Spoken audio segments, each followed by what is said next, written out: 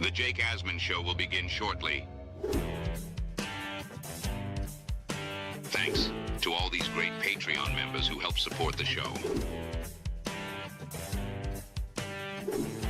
Get your super chats ready. Jake will be here in just a moment. If you love the New York Jets, this is the place to be.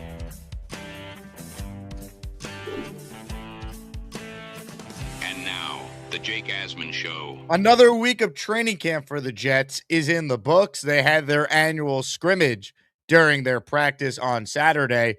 Who stood out and where do things stand as the Jets have joined practices with the Tampa Bay Buccaneers this week over at One Jets Drive? SI Jets insider Nick Faria will join me. It's the Jake Asman Show live on a Sunday. Let's hit it and get it started. We sitting in here, we excited as hell. Now it's time to get to work. Are you a happy guy? Oh my goodness, let's go! I haven't felt joy talking about the Jets in a long time. When they announced it, I went, yeah!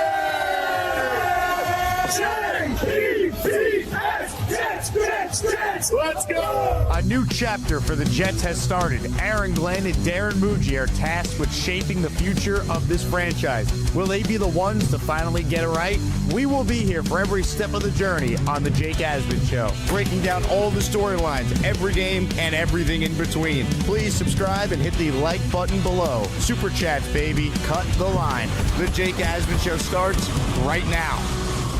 Here we go, Jet fans. Welcome in, everybody. It is indeed the Jake Asman Show presented by PrizePicks. Happy Sunday. Hope you're all having a wonderful weekend. I want to shout out all our new subscribers. We had a short that went mega viral over the weekend. 67,000 views on a short about the first week of Jets training camp. So welcome to all our new subscribers.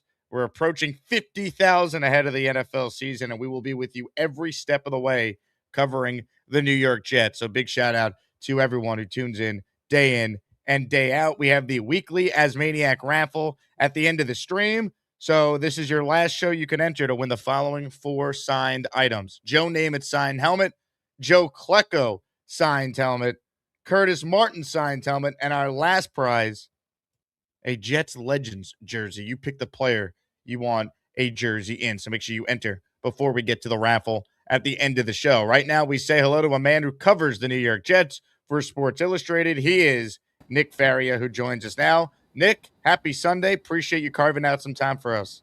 Absolutely. Great to be back on, man. So here are the Jets, another weekend camp in the books, dealing with some injuries. Let's just start with some overall takeaways, then we'll delve into the scrimmage specifically yesterday. What stood out to you, and what has really stood out to you with where we're at with the Jets so far? Kind of the balance of what we've seen. There are going to be some days where the offense looks really, really good. There are other days where the defense looks good. And I think that kind of competition is certainly something Jet fans should be very appreciative of, because the last few years, it's been overwhelmingly to one side or the other. You would have the Jets defense just dominate the offense, particularly last season, where it was at least 2-3 weeks before we really thought, oh, hey, the offense looked good today. That's a good practice. So you don't have to worry about that anymore. I think that's a very positive thing you look for. Geno Smith, I think, has had a very good camp. I like the development of some of these younger players.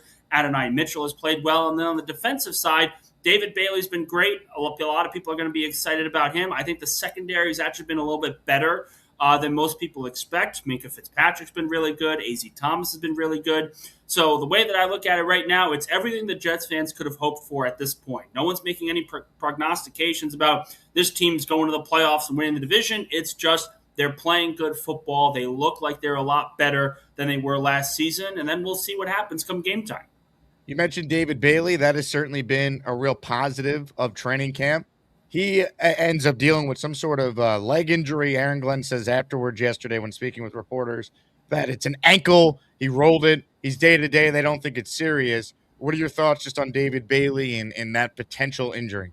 I don't think it's really anything that I'm going to be kind of alarmed for. Maybe he sits out one practice. Maybe it's they try to keep him low because he has such a high motor. This guy is 100% at all times. And I think that's obviously a great thing for a young player, but it's also something where in the middle of training camp, the dog days of training camp, you don't need to go out there and put your body on the line. Make sure you're 100%. You go back out and you're able to go without any limitations. I will say, David Bailey's been fantastic. The one thing that I will just remind everyone is that he still has some things to work through in the run game. I think as a pass rusher, he's already going to be an insane player. Really excited what happens at practice against the Tampa Bay Buccaneers, what it looks like going up against guys that are not Olu Fashanu and Armand Membu. But I want to see him a little bit more consistent in the run game. If there's one thing that I look at and say, yeah, there's a little chink in the armor here.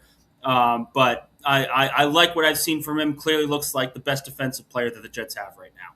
I mean, what are the expectations now based on what you've seen? I mean, are you willing to say this is a guy that's in the Rookie of the Year conversation?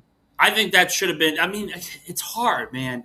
Just thinking about it. I want to say he should be as the second overall pick. You expect the number 2 overall pick to be in the Rookie of the Year conversation, but it comes down to scheme. It comes down to deployment. All those things have to be taken into account. I think the bare minimum now has to be 10-plus sacks. He's got to hit double-digit sacks. He's just been so dominant in practice with his first step, and he's starting to learn a couple of additional pass rush moves. He's worked with Will McDonald on the side about his spin move. He's worked with a couple of different guys on a rip move. He looks the part of a player that is ascending and still just in his rookie season. So I'm really excited to see what that looks like. Fully healthy come week 1, I think 10-plus sacks is a minimum. I think he's going to have a very good year. I want to see if he can become the every down player that the Jets expect him to be as well, not someone kind of like Will McDonald where it's just situational. He needs to be able to play all 3 downs, and that also means being able to stop the run as well. Veteran Jet fan says hopefully Bailey's okay. Glenn in the media said he's all right, but I always worry about the next day testing and imaging. Day-to-day could mean no Bailey against the Bucs. I think he's going to play against the Bucs. What say you? I think so. I think if you're the Jets and you have the joint practice schedule, you see what happens there. But I think all the rookies are going to play in the preseason game. I think they should play in the preseason game just to get acclimated. There's going to be some veterans that I think should not play. You look at Membu, Geno Smith, Garrett Wilson. I don't think those guys necessarily need to play. But for the rookies, it's a good time to just sit there and say, hey, let's get our feet wet a little bit. I think that's an important step. Comments, questions, super chats, cut the line. Nick Faria from Sports Illustrated is with us here as we talk all things Jets, recap yesterday's scrimmage, and a whole lot more. Fat Bulldog with our first super chat. He's in the Asmaniac raffle at the end of the show for 3 signed Jet Hall of Fame items for 2 entries here. He says, our D-line can overpower the Titans O-line. Game depends on our offense getting around their defensive stars. Will Sadiq not being 100% limit us too much? This game is a must-win. I'll be there. Look, we talked about David Bailey. I think that's a huge strength the Jets have. The Titans O-line, based on all the reports this summer, not doing very well up in camp down in Tennessee. Opportunity for the Jets to potentially wreck the game up front. That's going to be a key matchup, really on both sides, because Tennessee's defensive line, they got some players. Some of them are former Jets. John Franklin Myers, Jermaine Johnson, to name a few. So I think the lines of scrimmage are always an X factor in every NFL game. I think especially in week 1 when the Jets are in Nashville. Completely agree. And I think the main caveat, of course, is Jeffrey Simmons. What happens there and how the Jets are able to combat him inside between the tackles with Josh Myers. I'm sure if you're Robert Saleh, you want Simmons going up against Myers and Dylan Parham. How does that matchup look like for the Jets? If you're able to sort of minimize the damage Simmons can do, I think they should have a very good day on offense. But as for the main question about Kenyon Sadiq, I don't think him not being 100% is going to limit this offense at all. I think, they want to push the ball down the field. They're going to attack every single corner that they see. And really when it comes down to it is, can Geno Smith, with his aggressive mindset, protect the football enough to give his offense opportunities to succeed? It's going to be a live by Geno, die by Geno kind of year. When he's on, he's looked really good in camp. But when he's been off, he's thrown a lot of interceptions. He's kind of made some questionable decisions. So you want to see more consistency from him at the starting quarterback position. But it really just comes down to the matchup. I think the Jets do match up well. You mentioned the Titans' offensive line. Outside of Peter Skoronski, there's no one that I look at and say, wow, this guy, really good player. So I think Bailey could have a big game. I think Will McDonald could have a big game. I think Jawan Briggs is another person who I think we kind of overlook because of David Onyemata and Darrell Jackson Jr., the rookie defensive tackle, and Harrison Phillips. We kind of overlook what Jawan Briggs can bring to this team. But in that game against Tennessee, if he's able to bring, because he's not a mobile quarterback, collapse from the inside. I think that's a situation that I think the Jets should be.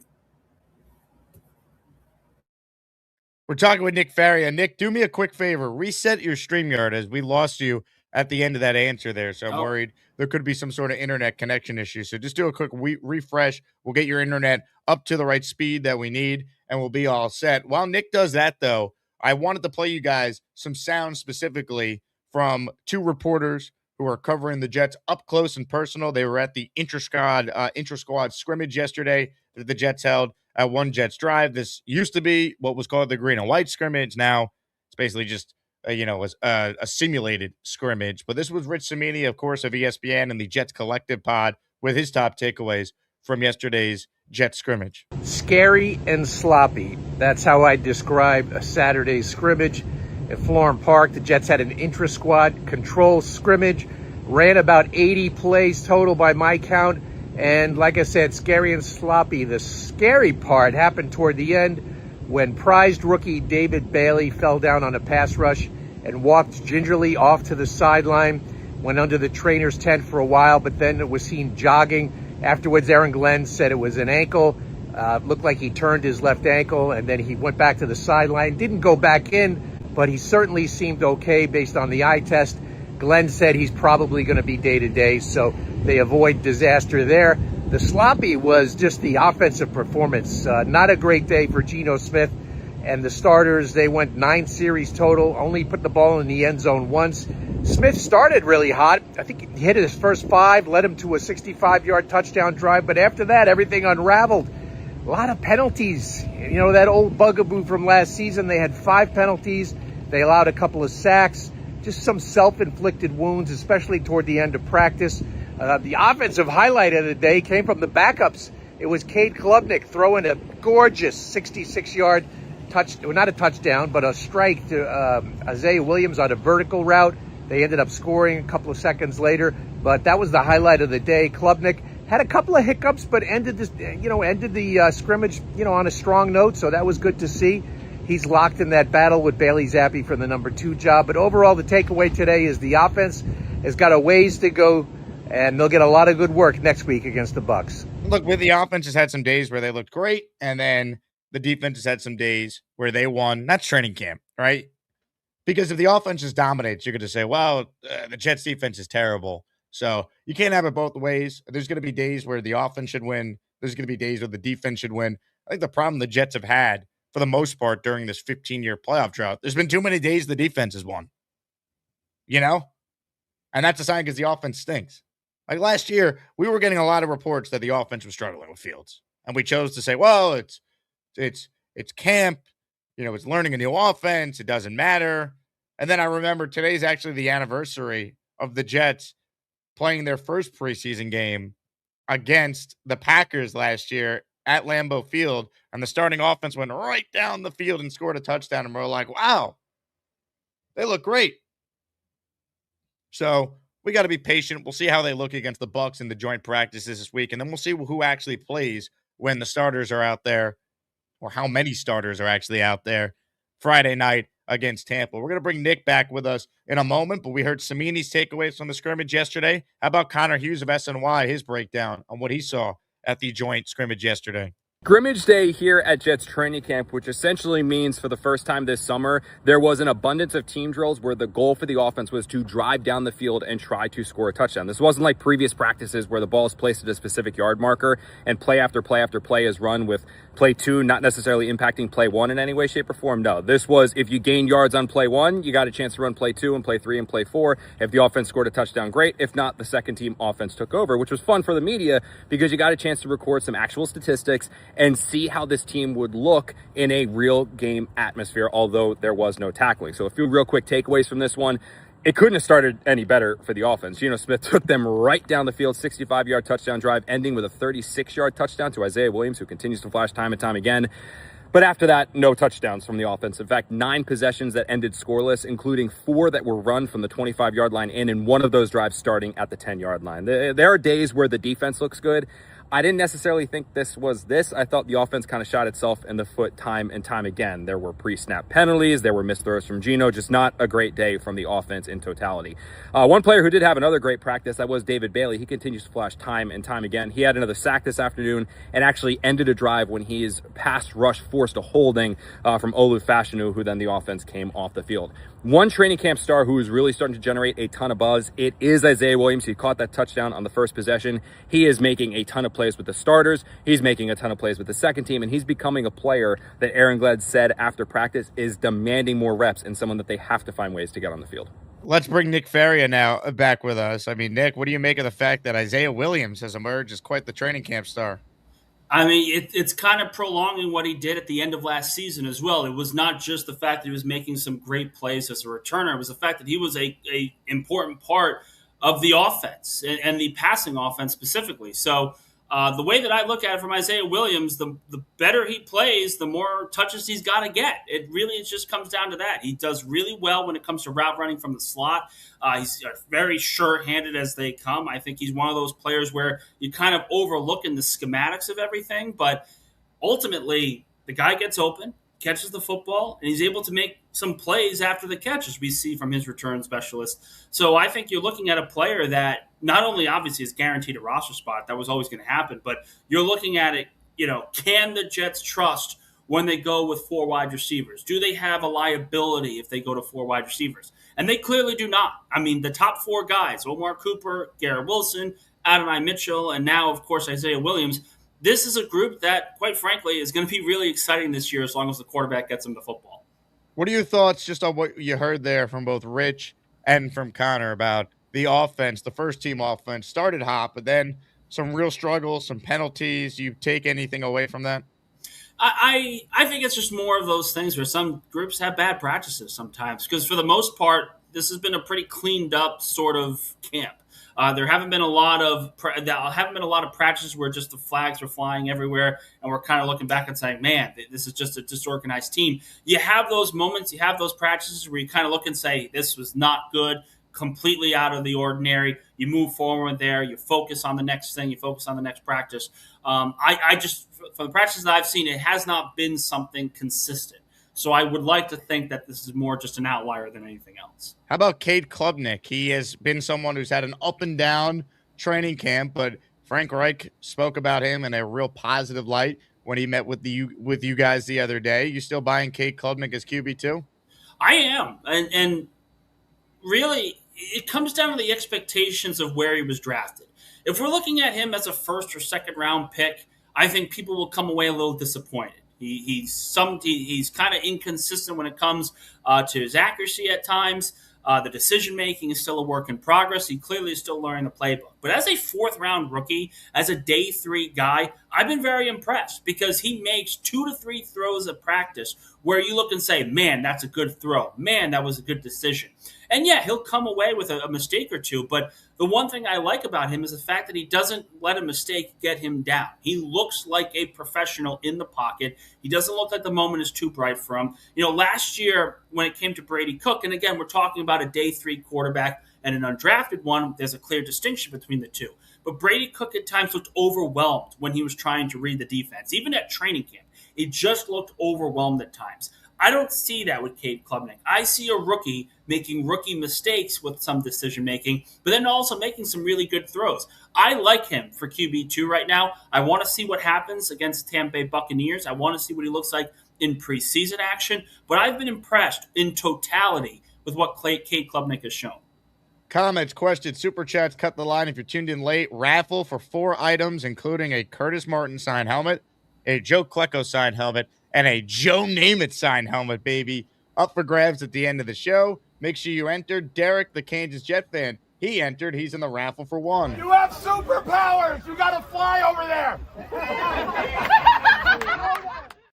Let's talk more about the coach with the superpowers. Aaron Glenn taking over the defense. We mentioned Bailey at the top as one of the biggest takeaways. What else have you noticed from this defense under Aaron Glenn? The development of the cornerbacks. I think Brandon Stevens has had a very good camp. But A.Z. Thomas, the jump that he's made from rookie year to now, I think has been very, very impressive. He's gone up against Garrett Wilson and won plenty of matchups. And, I don't want to sit here and say that he's the next coming of Sauce Gardner, because he's not. He just looks the part as this tall guy wearing number 1. But his physicality you are seeing in practices. You are seeing the ability to step up in the running game. You're seeing the ability to make plays in the secondary. The one thing that I think he needs to kind of figure out, and it comes with practice time and comes with experience, is the hand forcing. I think he gets himself into trouble sometimes really trying to punch a receiver out, trying to get him out of line within his route running ability, and that's going to make you be behind some receivers who are really quick and also get called for some penalties. We haven't really seen the penalty flag thrown against him this year, but it's still something to keep an eye on because he's so physical, because he uses his hands so much, he can get himself into those situations. So it's one thing I want to see get fixed from him. And then I got to mention Dane Belton, the safety, the pickup from the New York Giants last year. He's never gotten a chance really to be the every down starter when he was with the G-Men. This year is a little bit of a different story. I think we're going to get to a point in camp. I mentioned on Twitter, I think I commented on one of your tweets, we're going to get to a point in camp where he is just so far and away better than Andre Cisco and so far and away better than Malachi Moore that he has to be the other safety with Minkah Fitzpatrick. And I think that's actually going to help Minkah because while Fitzpatrick can play everywhere on the defense, Belton's big role, his most effective role, I think, is on the ball, close to the line of scrimmage, because he's such a sure tackler. And I think if you allow Minkah to be sort of that true free safety, that guy, that ball-hawking safety, making plays out in coverage, he's going to come away with a lot more interceptions than he has over the last few years because the Dolphins needed him to do something different. At the end of his tenure, the Steelers needed him to do something different. So I think Belton's development, as great as it's been, is only going to help Minkah Fitzpatrick, and I think it's a foregone conclusion that this guy has to be one of the starters. He's been very, very impressive. I mean, I tweeted it. You referenced it. I saw Dane Belton make a great play, and I said he should be starting over Andre Cisco as far as I'm concerned. Like, if anyone could take that job, it feels like it's not Malachi Moore at this point. It feels like it's Dane Belton potentially 100%. winning that job over Andre Cisco. I mean, that's what you hope, right? I mean, with respect to Andre Cisco, it wasn't good last year. Then he got hurt. They brought him back for basically the minimum. Like, I would hope Dane Belton, who has made plays with limited opportunities when he was with the Giants, could go and take that job. 120 tackles last season. I believe the statistic is he had the second lowest missed tackle percentage of any player in the secondary last year by Pro Football Focus. I mean, he's a good player, and it's really just a matter of finding the role for him to be an every down player because he makes plays. Kind of, a few years ago, Ashton Davis, we kind of always talked about him as a guy where he has some issues here, he has some issues there, but he just makes plays around the ball. And you need that for a defense that was just so bad at forcing turnovers, forcing mistakes from the opposing quarterback. Belton's a kind of guy that can fix that right away. I don't know if Cisco can. And I'm not saying that Cisco's had a bad training camp. It's just been quiet. Belton has stood out. And when you stand out like he has, I think that's a clear distinction that he deserves not only more playing time, but a chance to start. Where are the other battles in this camp, in your opinion? Like, where are the other top battles for potential starting spots or key backup roles? Well, we got to talk about the cornerback position, as we mentioned before. A.Z. Thomas has played really well, but Nashawn Wright, I think, has stood out as well. And the Jets are going to have to come with a decision here. Nashawn Wright is 6'4". He's a tall guy, can play man, can play zone, and he's a ball hawk. He's a guy that can force turnovers. We don't know if A.Z. Thomas is that at this point. He's still young in his career. So Aaron Glenn's going to have to make a decision here. Yes, Thomas being a draft pick, I think will certainly help him. Being a high or semi-high draft pick as a day 2 pick, certainly also part of that equation. But when you look at what the Jets need going into this season, they need guys that can pick off passes. And we saw last season, Nashawn Wright was a Pro Bowl player, led all cornerbacks in interceptions last season.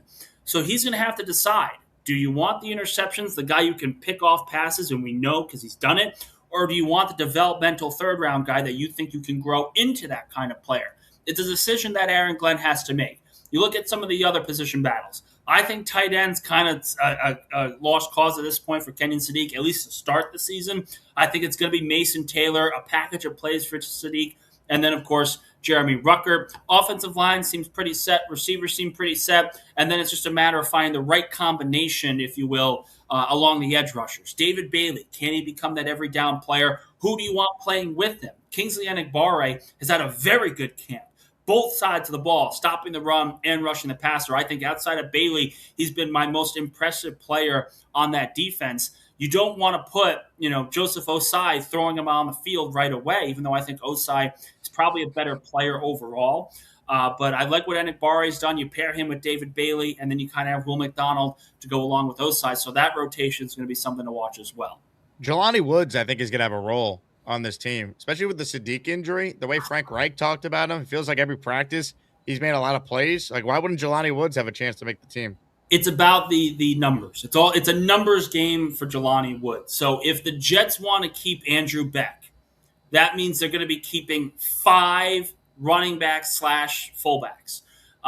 Because you obviously have to include Kenny Nkwonu in that conversation as well. So if you're keeping 5 there, then how many quarterbacks are you going to keep? Well, if you're going to keep 2 because you drafted Klubnik in the second round and say he's QB2, then you keep 2, you keep 5, that's 7. Let's say they keep 5 wide receivers, that's 12.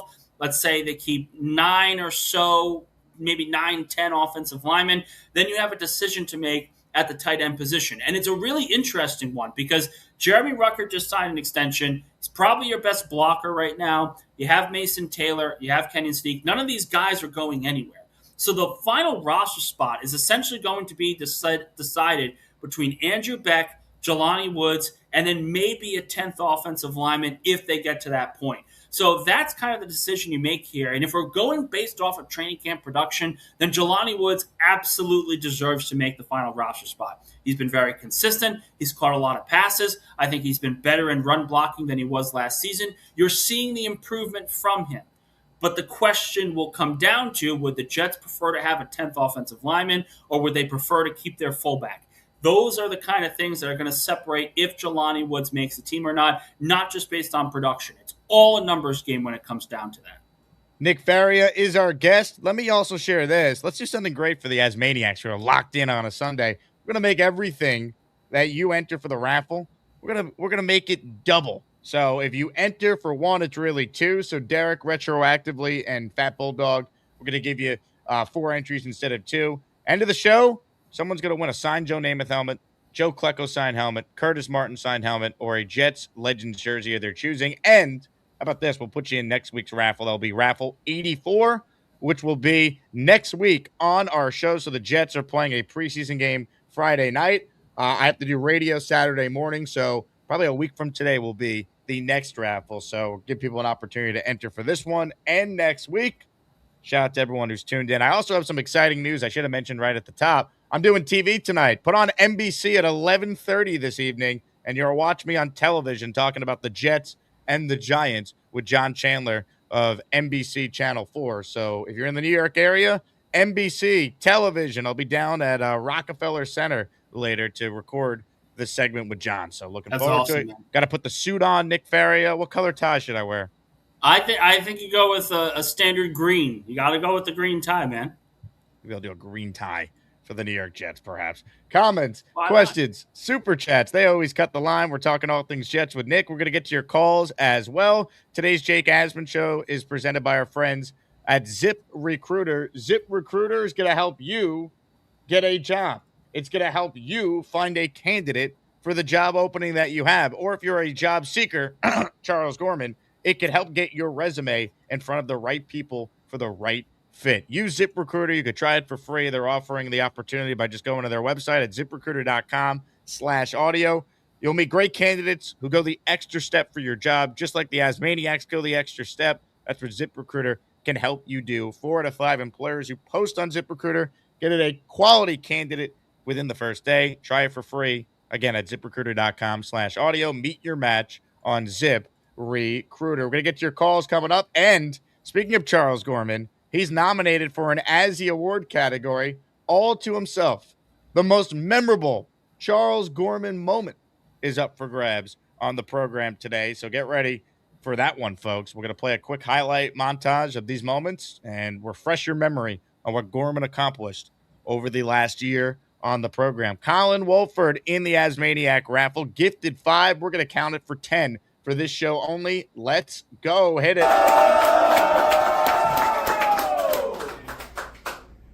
Let's go.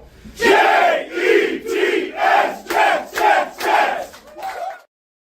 Colin, thank you. Here's who got the memberships. Candy Boy, T.E. Flint, Piano Girl practices songs. That's actually Rebecca. Rebecca, you better be watching coming up in a few minutes here because Gorman, what he said to you, made the nominee list for the top 4 Gorman moments. Ron Weiss and Matt Mason all receiving a gifted channel membership. Nick, how concerned should we be with some of these injuries that the Jets are dealing with? T'Vondre Sweat, Sadiq, their other top rookie, D'Angelo Pons. Give us your thoughts on the Jets injury situation.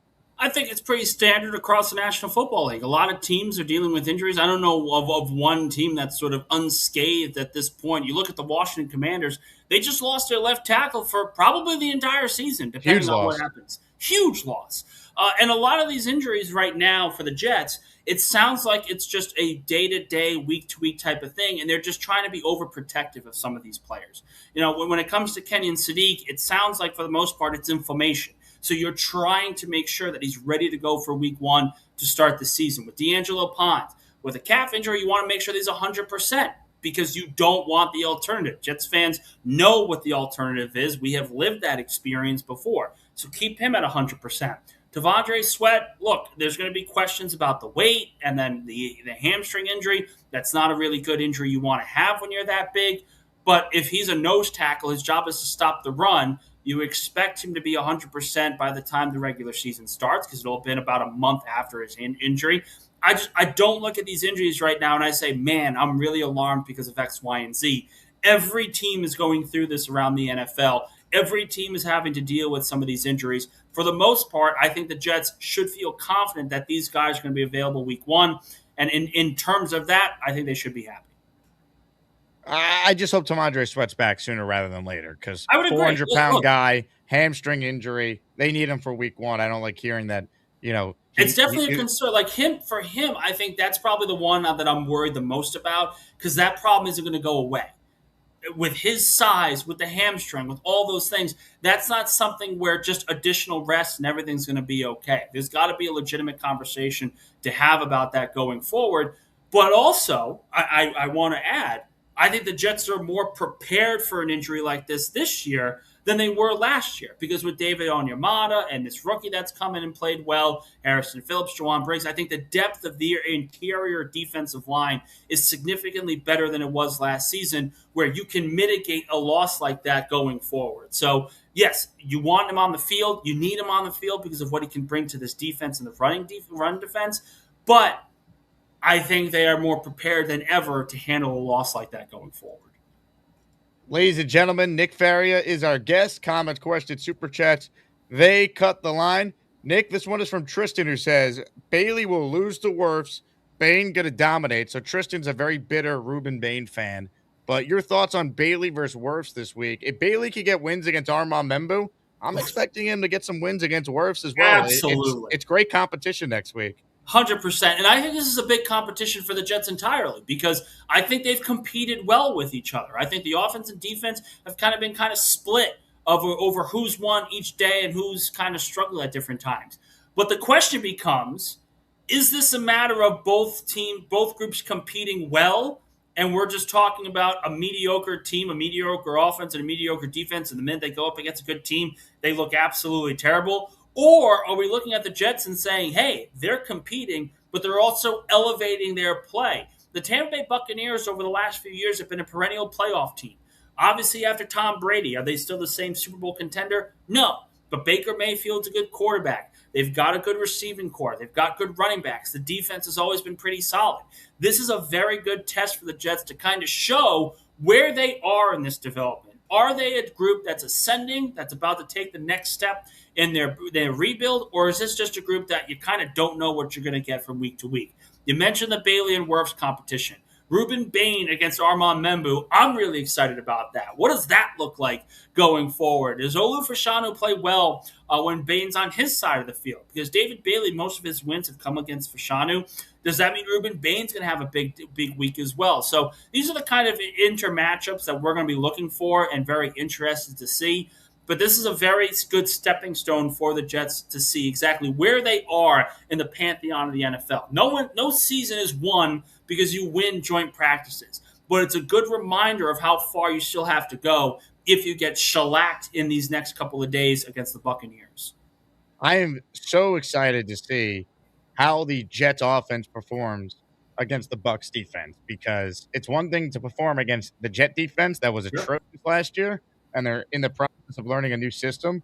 It's another thing to do it against a defense that's perennially been a top 10 unit in the NFL and has some dudes on it. So if Gino and the offense looks good this upcoming week, that will be a nice sign that, this offense actually has a chance to be a competent unit this year. And vice versa for the defense. You're going up against Baker Mayfield, 4,000-yard passer, pretty consistent over the last few years. Pro Bowl player. Mike Evans isn't there, but they still have a collection of really good receivers.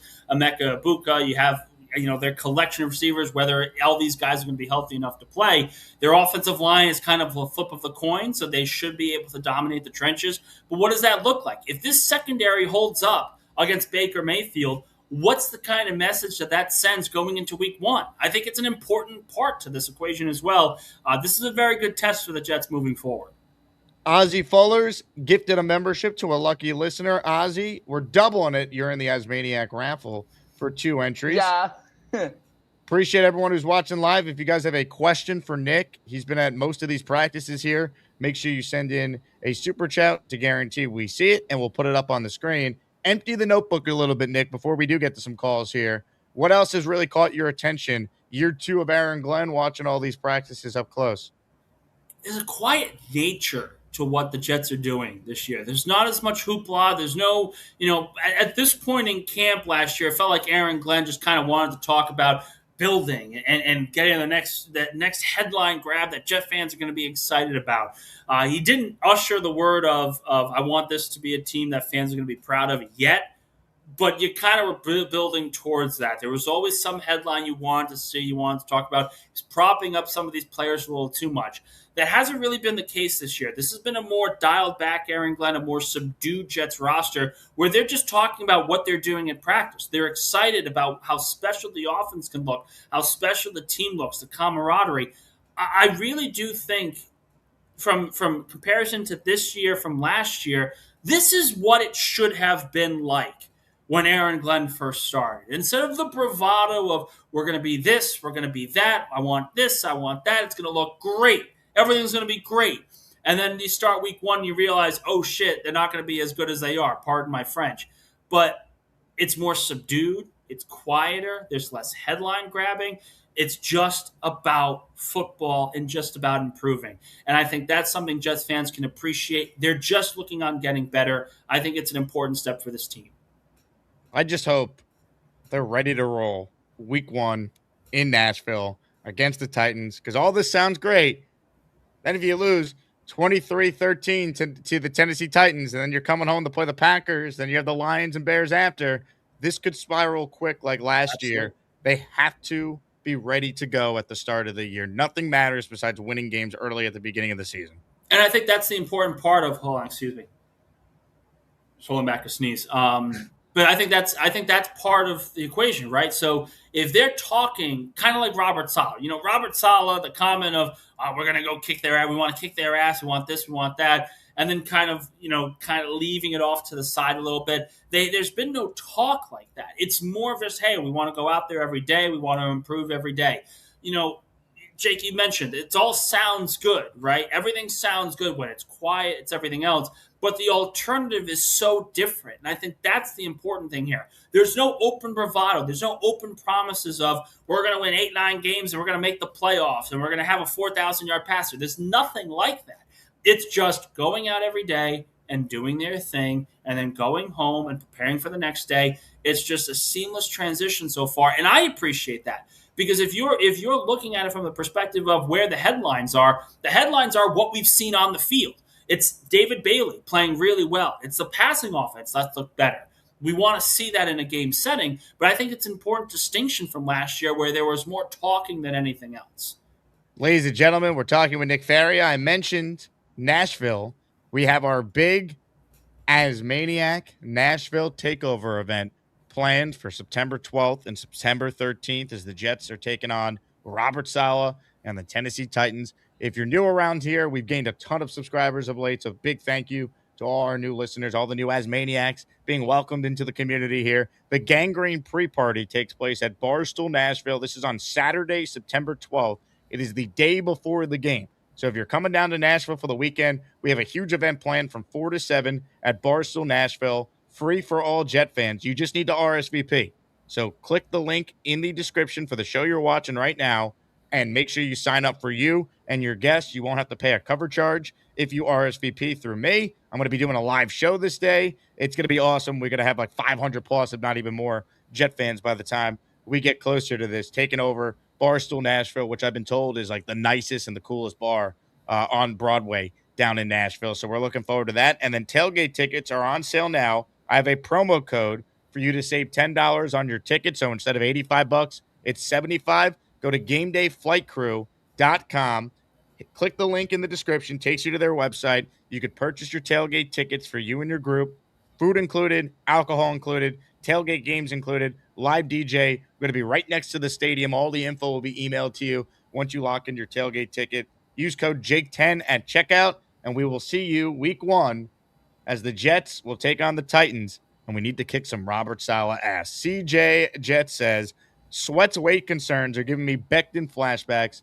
Need to see the motivation and drive. Can we put those concerns to rest for the revenge week 1 game? No one's going to care if T'Vondre Sweat misses most of training camp if he's out there week 1 and he's dominant in a Jet win. That's what it comes down to. His job is very simple. It's the Casey Hampton role. For those of you that remember the Steelers of the late 2000s, Casey Hampton was their nose tackle. Maybe he had a sack or two a season, not a lot of tackles. His job was just not to get pushed back. When you have a nose tackle that sets the anchor of the defensive line, where he's not getting moved and the center can't be moving around with him, that changes how you're able to run defense and run from a schematic standpoint. So if he is just like Casey Hampton, it doesn't matter how much weight he has. It doesn't matter the injuries he previously had. It doesn't even matter about the practices. Don't get pushed back. The one thing that I've seen that I think is very positive is that every single time the Jets have had a good run this camp, it's come outside of the tackles. It's come on the edge. Part of that, of course, you want to see better, better edge play of setting the edge and everything like that. But we also can acknowledge the fact that there hasn't been a lot of good runs in between the tackles. Onyemata, Phillips, Briggs, they've all played really, really well at the start. And if you can sort of shorten the field that way, where all the numbers that you can get is on the outside, it changes the way offenses can attack you. I think it's a big important part of what the Jets want to do. Comments, questions, super chats, they always cut the line. Raffle at the end of the show. Everything is double if you enter the Asmaniac raffle. I'm going to give some memberships coming up, but right now it's time for the Azzy Awards. They continue this morning on the program with the most memorable Charles Gorman moment. And folks, here are your nominees. Chest shake, Colts fan, quick nap, and request to Rebecca. If you're not familiar with these moments, well, this short recap video will get you up to speed. What the hell? You started already? You're supposed to do it on the air when I introduce you. Rick Kent says he's not even using shaving cream. No wonder why he cuts himself. Dave Brigga says shave the chest. Fine, I'll shave my chest. This is what the people want on a football Friday.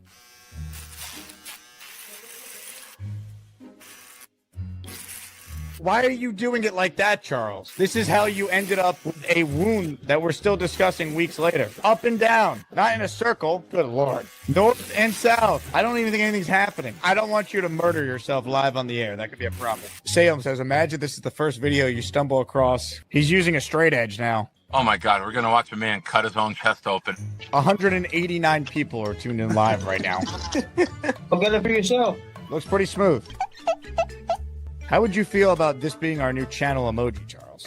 That's a pretty big honor to get a channel emoji. My fellow New York Jets fans, I have chosen to adopt the Indianapolis Colts as my team this year because they're playing very good football. They're listening to their coach. They're not making stupid decisions. there are certain fans of mine that are call me a traitor, but guess what? I don't care. I'm a grown-ass man. For anyone, including my friend Jake Asman, tough titties. This team is a disgrace, an abomination, you name it. This team is a disgrace.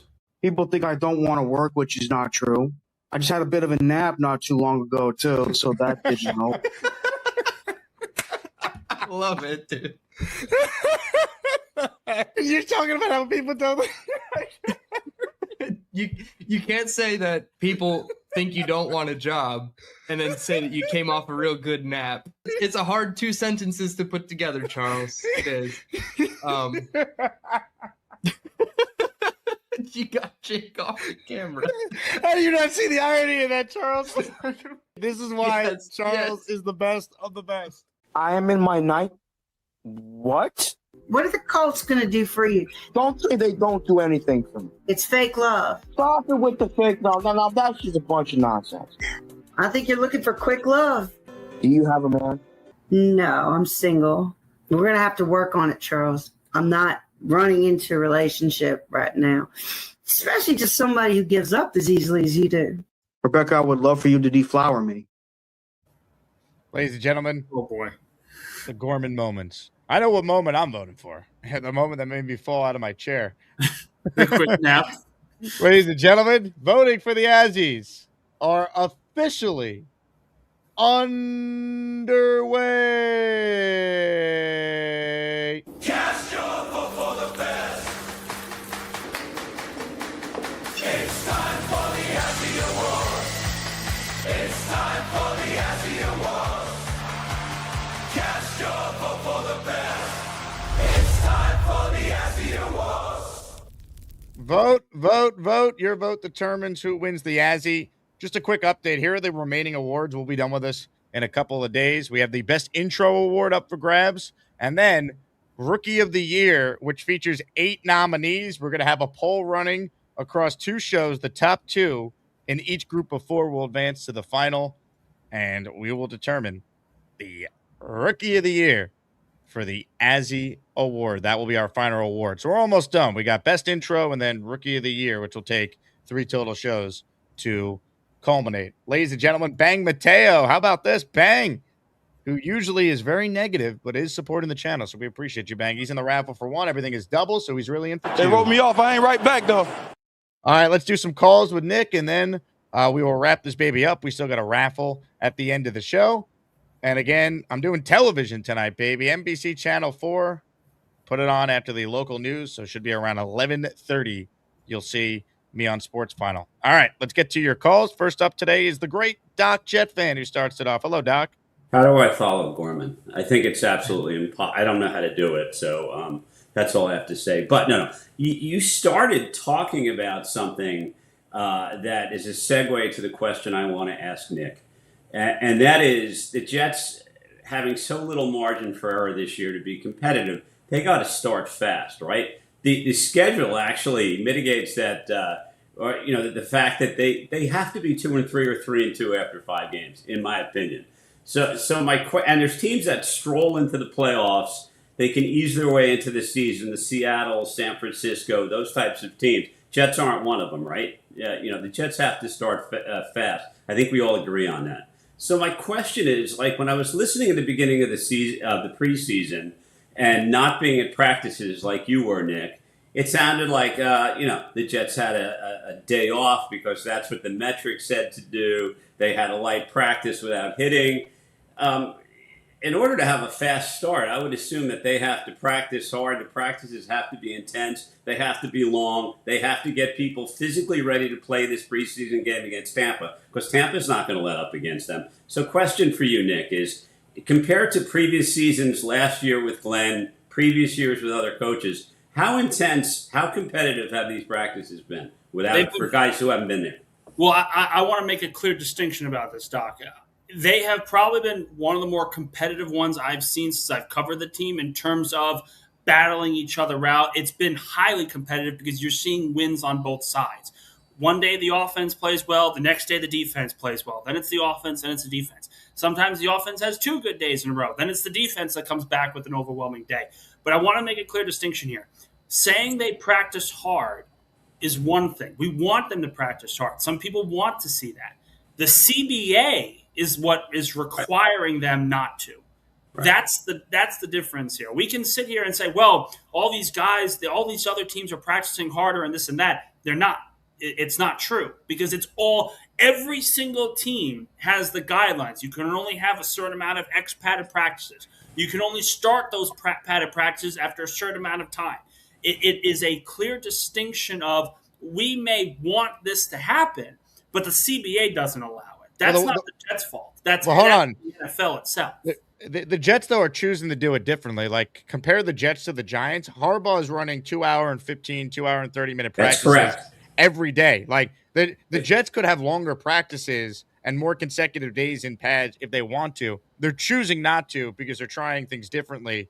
They could do more if they want. This is by choice. It's not going to be the olden days where you could just have 2-a-days or you could have 3-hour practices, but you can do longer practices and more consecutive days in a row in pads if you want, because I've been following along with Harbaugh and the Giants because of my job with ESPN. I have to, and they've had way longer practices than what the Jets have had. And even Rich Cimini noted on our Jets Collective pod that he feels like these practices, as far as length and total time, have been shorter. Because they're more efficient and they're more filled with competition. When you look at a Harbaugh practice, the major difference is, they're using more padded time. They're trying to get out there on the field the longest. That's also why his teams have been one of the most notoriously injured rosters on the planet over the last 5 years. And the other piece to it is they want to get into the minutia of a lot of the different stuff. The Jets want to be efficient. You see a lot of these teams now, they're going for shorter practices because A, they feel that health is more important, and B, you want to see the competition. If you feel you can get stuff done within an hour and a half, 2 hours, then done. Well, look, Jake, as usual, you've read my mind because I was going to mention some of the practices that Harbaugh's had. Nick, you can say, I can understand the thought process of trying to keep your guys fresh. The Jets have no luxury. First of all, injuries can happen on non-contact plays, turf injuries, all that sort of stuff. It's the collective bargaining agreement tells you how you can do things in terms of scheduling and days off but what you do during your time is up to the coach. And all I'm saying, and I'm not in no way trying to be negative. I hope they're doing everything right. But if the Jets don't get off to a fast start this year and the practice have been anything less than grueling, it does open up a room to criticize Glenn, in my opinion. I think we're grasping it. We're looking at a difference of practice scheme in terms of, do you want the longer, grueling type of thing, or do you want the more efficient type? I know coaches. I want to win. Sure. I know teams that have shorter practices that are efficient that win a lot. I know teams that have the grueling practices that win and also are banged up a lot of the time. You know what? Maybe I'm a dumb baseball coach, but I always said to my kids, and they were good Division I players, I'm going to make it so hard for you in practice that the game's going to seem easy. That the game will be the reward for that hard work. But you look at those kind of distinctions, right? Like the 49ers kind of practice the way you do. They want long, grueling practices. They're injured all the time. You look at the Eagles, they have some of the shorter practices. They are just efficient in what they do. They're not really – it's not massive competition pieces because they look and say, we work in the classroom and then we do it on the field and then we move forward with it. Some teams are more – they want efficiency. Other teams want that grueling side. I don't necessarily think it's a right or wrong way. It's just a matter of finding a way to win at the end of the day. Right. Well, we'll see. I wanted your take on it because I'm not there. It's hard to get a flavor for it unless you're at practice. I think they're more competitive this year. It's just that both sides are playing a lot better because they have better talent. Right. But you see, and Jake's alluded to this previously, you see upsets galore in the beginning of the season. And I think a lot of that is attributed to the fact that some teams are readier to play, the beginning of the season, as opposed to others that take it slow, say that we're going to make the playoffs regardless of what we do in the first 4 games. And we can ease it up, we can keep our guys fresh, get ready for playoffs. The Jets don't have that luxury. So, look, this is going to be a season of momentum. And if the Jets don't start out fast, they're going to wind up in a hole that he can't crawl out of. So, with practice have anything to do with the start? I don't know. I'm not a football expert. You're at practice. I'm not there. But if I was Glenn, I'd be doing everything in my possible power to win the first 5 games, the first quarter of the season. Because if you don't, good luck. He's done. That's the thing. Like, his job is done. Like, some teams get the luxury, or some coaches, like, they're not going to be as harshly judged based on how the beginning of the year goes. They'll be given some time. And I'll give you 2 examples of this. Sean Payton in year 1 with Denver I think they were 1-4 or 1-5. Remember the Jets beat them with Zach Wilson and Nathaniel Hackett? They ended up going on a nice run. They finished 8-9. Sean Payton made the move to get rid of Russ. He brings in his own guy. He turned things around. No one was saying fire Sean Payton after 1 year. Harbaugh this year, if he gets off to a slow start, no Giant fan's going to be demanding John Harbaugh to be fired. It's going to be, growing pains will take some time. Aaron Glenn has already used up the goodwill of he's a former Jet, give him a chance, because he started 0-7 last year, and he raised expectations for the team to be a lot better, and they were a lot worse than they were under Saleh. So how they start matters more to the Jets than other teams around the 100%. league, because if he gets out to a terrible start, he might not be given the opportunity to dig out of it. And at that point, if he's trying to dig out of it, none of us are going to forget the fact that over the first 2 years, he was collectively, 0-11 or 0-12, whatever it ends up being, depending on the start the Jets get off to. I think we need to acknowledge also what the John Harbaugh-led Ravens have looked like over the last 5 years. They've started out really, really good, and then they just completely combust middle of the season to nothingness. Well, some of that is Lamar gets hurt. They still make the playoffs. They still win. The worst year John Harbaugh has had is 8-9 last year. All right, No, but that was last year, time. Nick.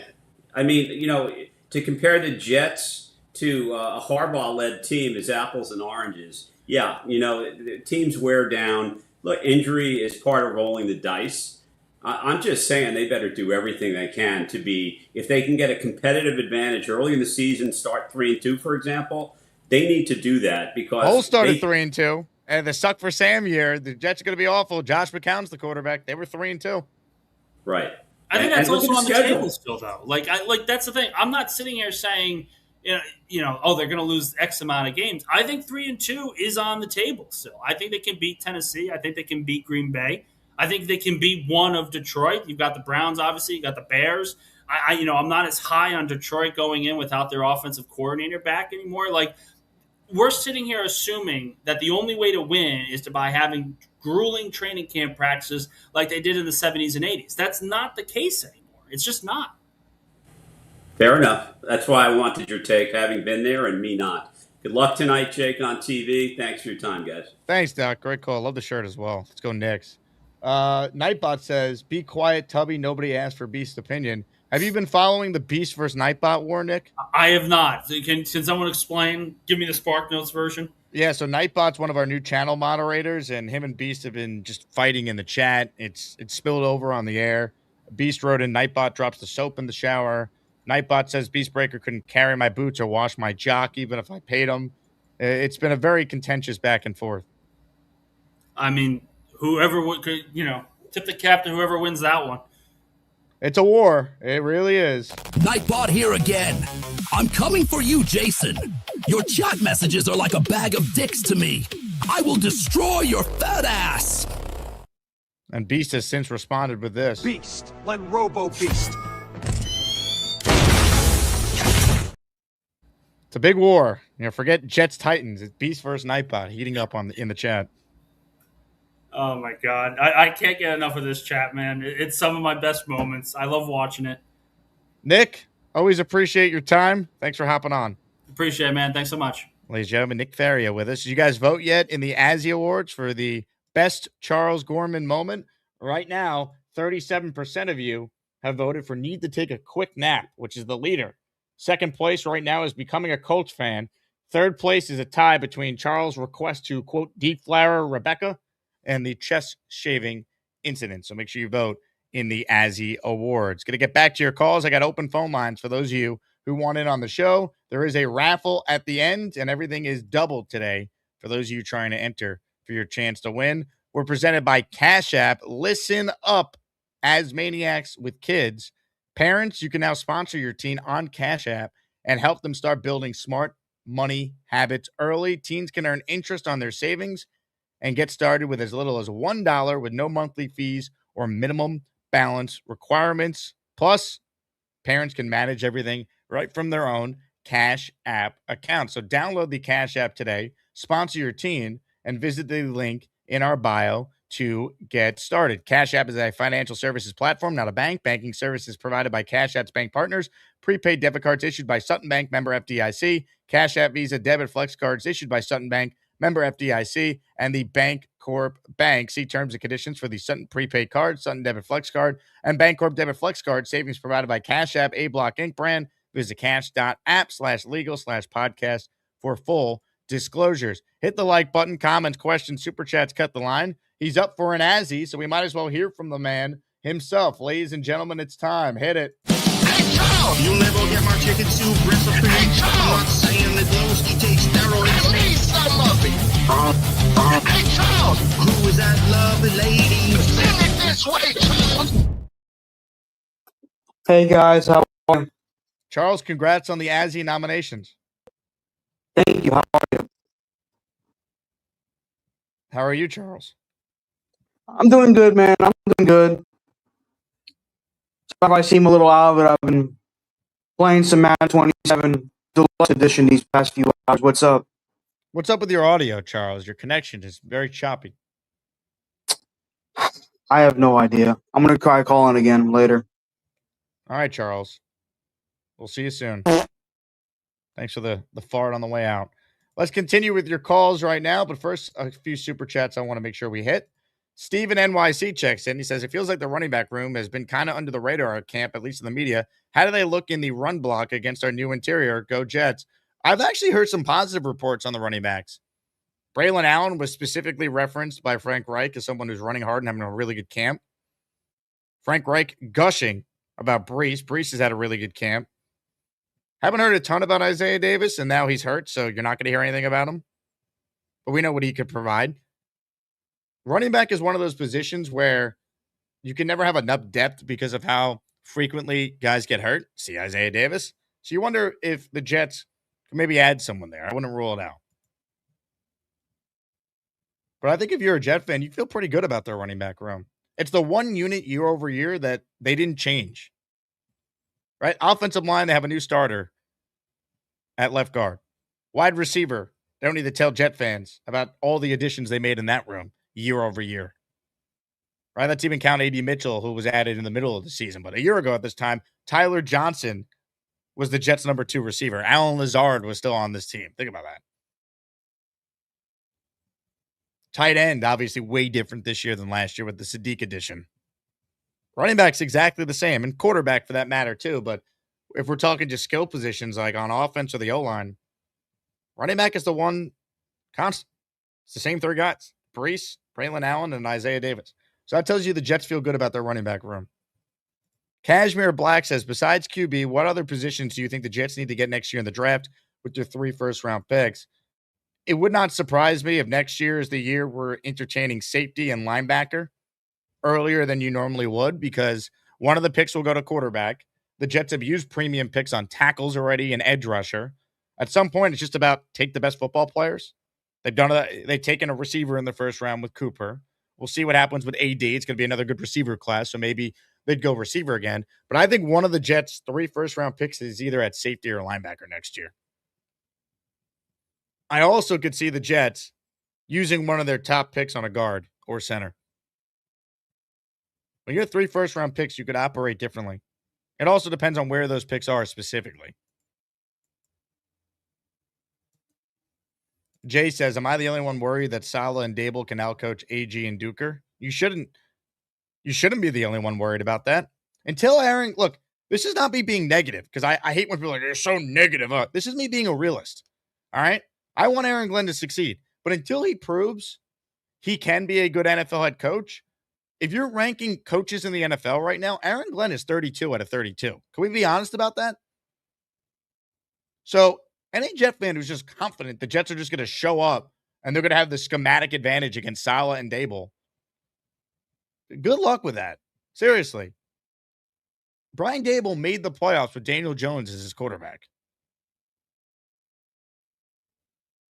He won games with Tommy DeVito as his quarterback. The guy might not be a good head coach, but he can coach offense. So I'd be a little worried about, Dable's offense and Cam Ward looking good against the Jet defense with Aaron Glenn, because they got to be good right away. Like, Glenn's got to prove it. And as far as Saleh goes, for all his warts as a head coach, Robert Saleh had the Jets at 6-3 in his second year. They were 7-4 with Mike White at the quarterback before he got hurt. And we know Saleh could coach defense. And one thing Saleh did, and people will mock him for it, but there's continuity there, and they know exactly what he wants. He has a bunch of former Jets on that defense. So I'm not telling you either of these guys are good coaches, but we have to be realistic about what we have with Aaron Glenn until he proves otherwise. He's the worst coach in the NFL until we see it. And again, he's going to get the opportunity to prove that last year was an anomaly. It was an outlier. He has the right coaching staff, but we got to see it. So until Aaron Glenn proves it, we got to see whether or not he's deserving of being,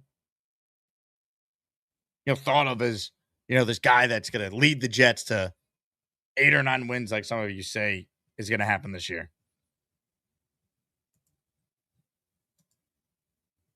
Hawk says Mike LaFleur is the worst coach in the NFL. You sure about that? I thought Mike LaFleur did a pretty good job with the play calling for Carson Beck the other night. Mike LaFleur, when Zach Wilson wasn't his quarterback, we've now seen he can call an offense. So we're going to find out.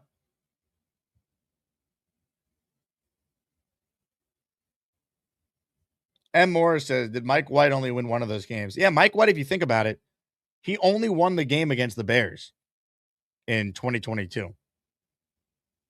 I was at that game with my dad in the rain. Like, they were 6-3 with the combination of Flacco and Zach Wilson. Then they benched Zach when they fell to 6-4 after that debacle against the Patriots, where they had like an inch of offense in the second half of that game and lost on the punt return at the end. If they go to Mike White at any point in that game, by the way, they win. I thought that was a huge mistake by Saleh. Zach needed to be benched at halftime of that game. You could see they lost the team.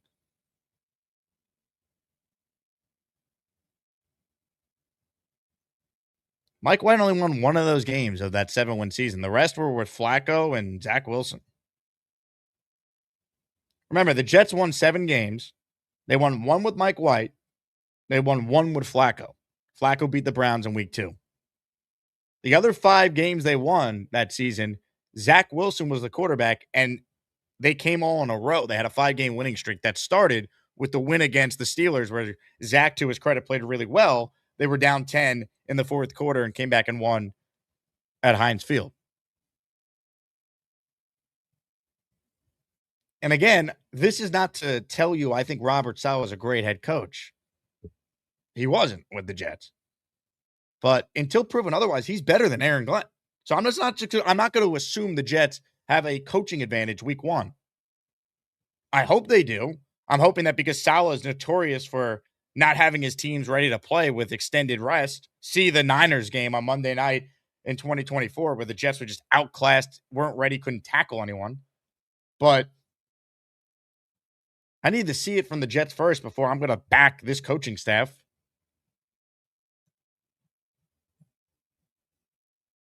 Nightbot writes in, B starts every morning with Oreo cereal. That stuff is not good for you, my guy. This can't be true, can it? Ladies and gentlemen, let's get to more of your calls right now.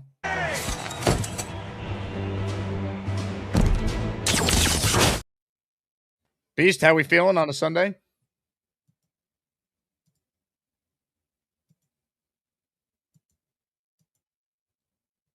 Beast? Don't shush me. I'm doing a talk show. You need to talk.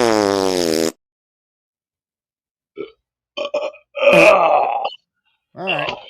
That's enough Beast today, folks. We'll see you later. Nightbot here again. I'm coming for you, Jason. Your chat messages are like a bag of dicks to me.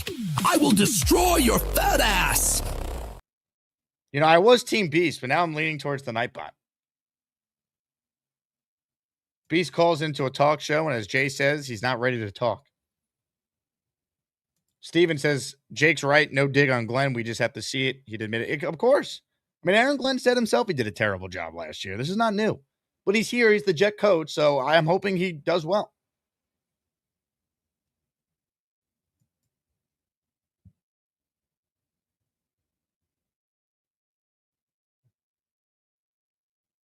Empty P says, you reminded me of the players wearing the Mike White shirts. That's just how bad they were. That's how badly the Jets were craving just competency at quarterback. Mike White, man. Mike White, cult hero in Jet history. Hungry Hippo says, Beast, you should sleep with Nightbot's wife. Beast writes in, to Nightbot, you dropped the soap in the shower. Is this true? Beast, is this true? No fucking shit.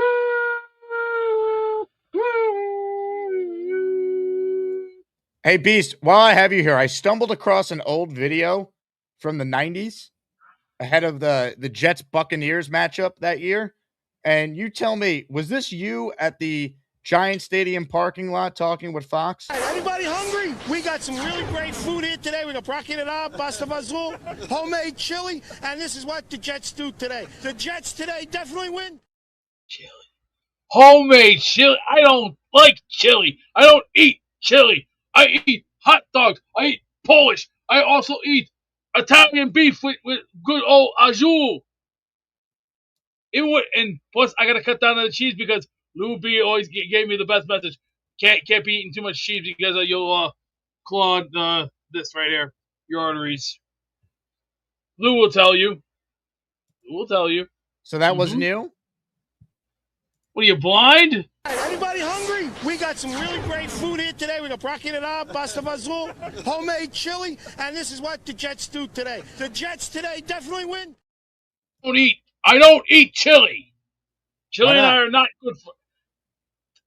It doesn't like me. I like hot dogs. I like Polish. I like Italian beef. I also like fresh hamburgers, not smash burgers, hamburgers. I'm talking homemade, the right way, the Gordon way. The way that Gordon makes it fresh, not that cheapy 73 or 80 crap. It has to be 85-15 or 90-10. That's the way it works, and that's the way it goes. And if you want to crank it up a bit, you put a little garlic, a little seasoned salt, and a little bit of pepper. But not too much because you don't want to be going.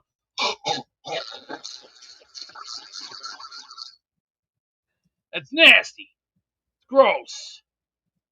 And knowing me, I like ramen noodle soup. Because knowing me, I like my ramen. But I like it the chicken way. A lot of chicken in mine with pepper. Not salt, pepper. Pepper, pepper, pepper, pepper, pepper. Hey, look at me, Beast. I eat what? Don't you eat chili? I thought you made famous No, chili. I don't. No, I don't. I don't eat chili. I eat hot dogs. I eat Polish. I also eat. What does I eat Polish mean? That's not a food item. Polish sausage. The stuff that Scott Peterson makes. Don't you ever? Jay Perez says, "Thanks for all your work. Just give us less Beast, more Jets news. Thanks." He's a crybaby. Jay wants more Jet news, Beast. He doesn't want you. No, he didn't he listen the whole hour of it? I was sitting here playing. That's what I like to say. I like to say, if you want more Jets content, watch the first hour of every show twice a day. And you'll find more Jet content than anyone.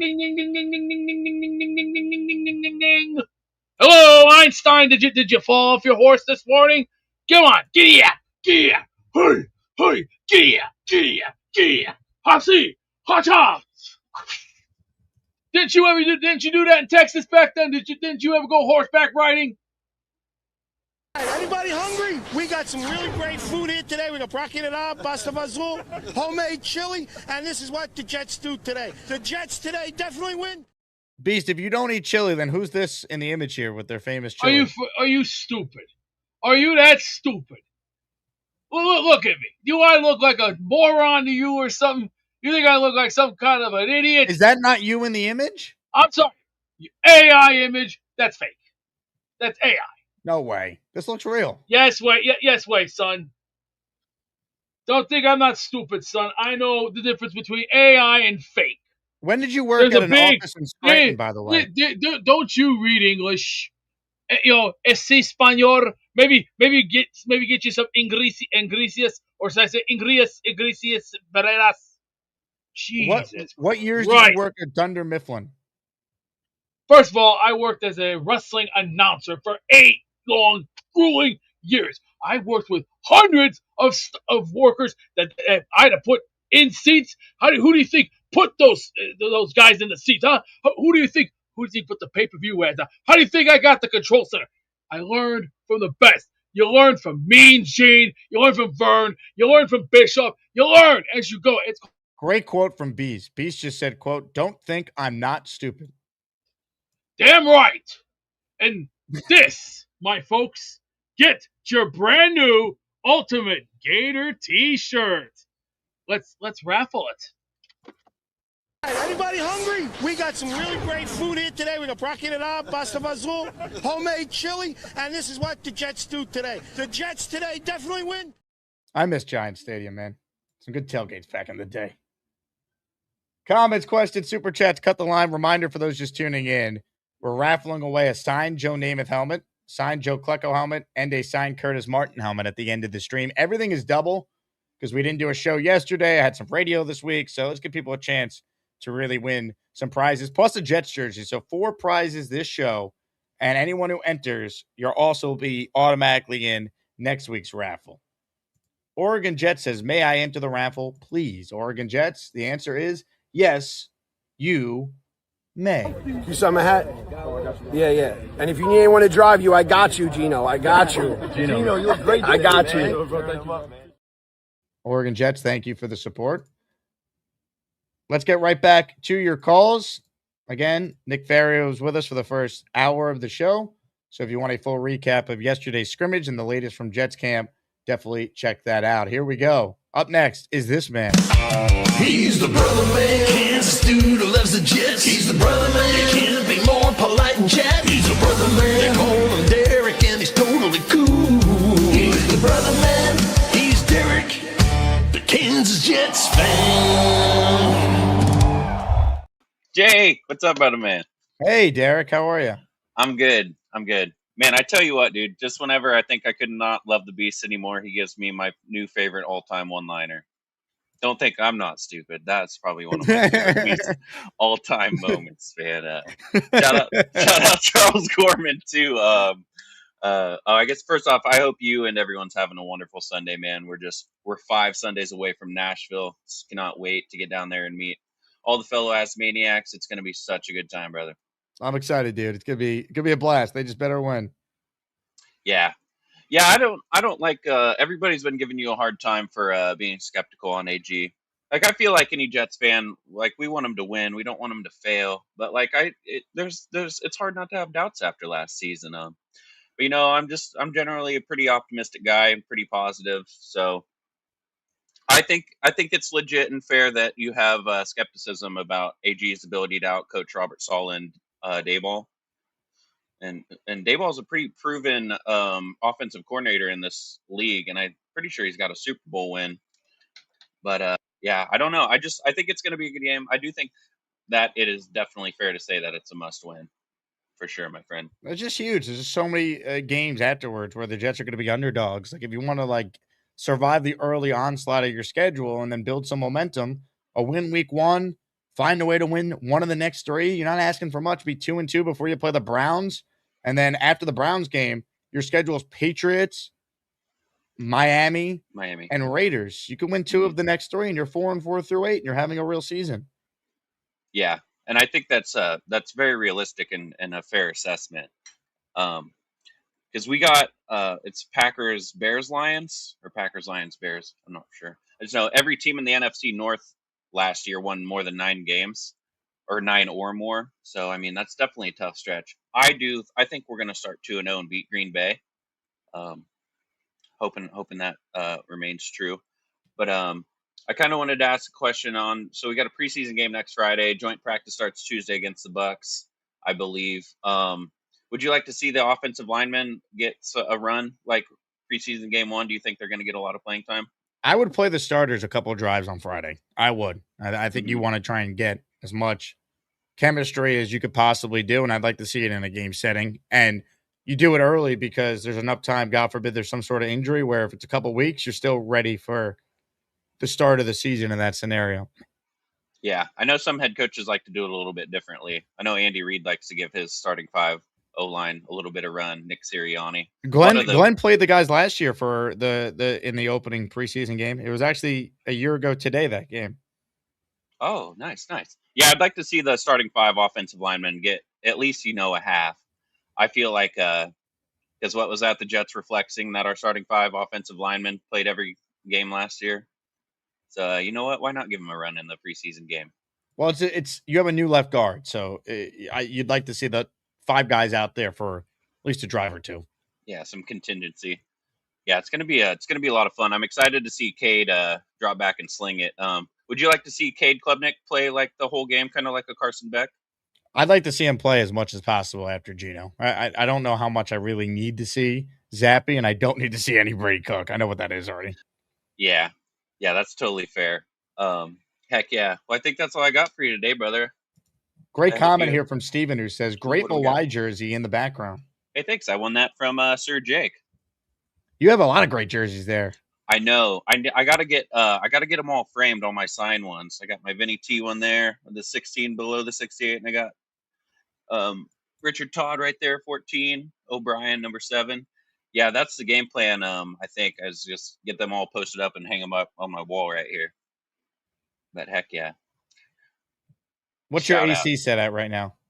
72 degrees. Wow, that thing kind of struggles a little bit. You're a 72 guy. You gotta get it colder in there. No, so I got one in my living room and it's set to 69, so that kind of keeps it down in here. That thing is kind of garbage. I need to probably get a new one because that thing struggles getting to 72 even. So that's on the game plan. Hell yeah. Oh, well, don't worry. We'll do a raffle for a new air conditioning unit. You can enter to win that. All right. I'm in for that. Thanks so much for the time, Jake. I hope you guys and everyone has a wonderful day, man. Let's go Jets, baby. Thank you. Jets! Yeah, good call by Derek, the Kansas Jet fan. Ladies and gentlemen, the Chuck Wagon has gifted 5 memberships. Chuck Wagon, one of the leaders of the Nightbot Brigade. I, the Chuck Wagon, call all Asmaniacs here to follow Overlord Nightbot and join the Nightbot army. Together we can put an end to Beastbreaker and his filth he calls the Deadly Dark Alliance. With myself and Barbarossa, we are looking for 2 more strong individuals to become generals in the Nightbot army. Salvation awaits. All hail Overlord Nightbot. Strong from Chuck. Still can't believe he's Team Nightbot.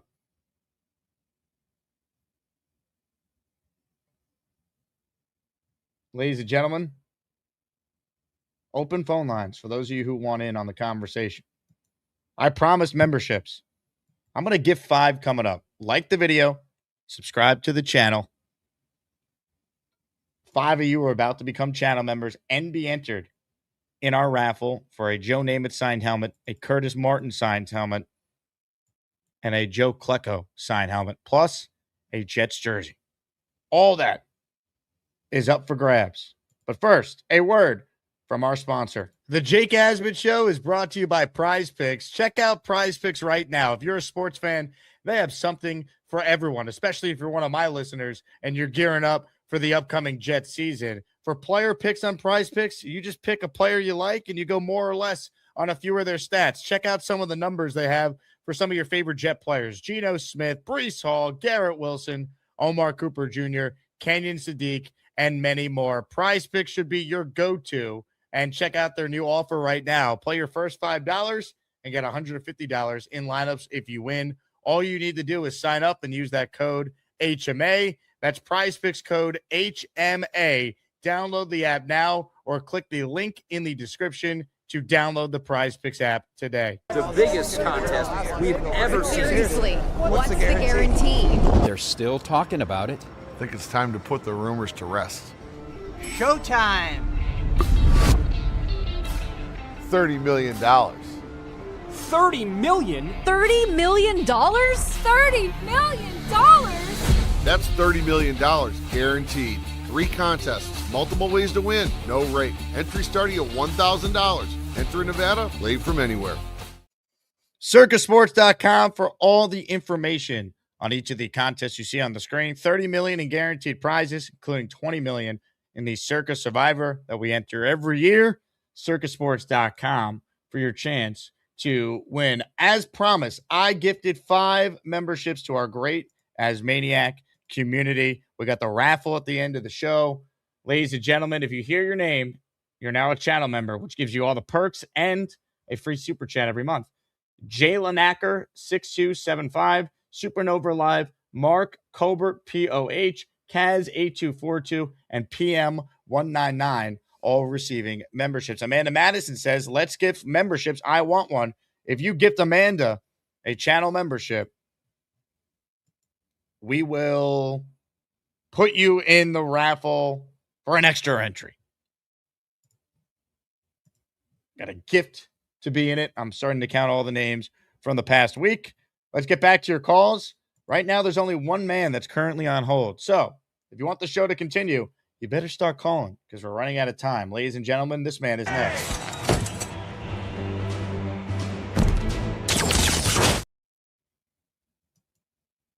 Now, Beast, why does it say chili eater underneath your name if you don't eat chili?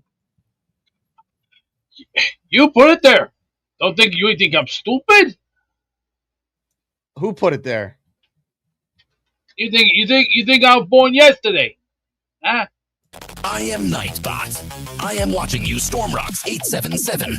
You will be punished and removed from the chat if you continue your douchebaggery, flappy tits.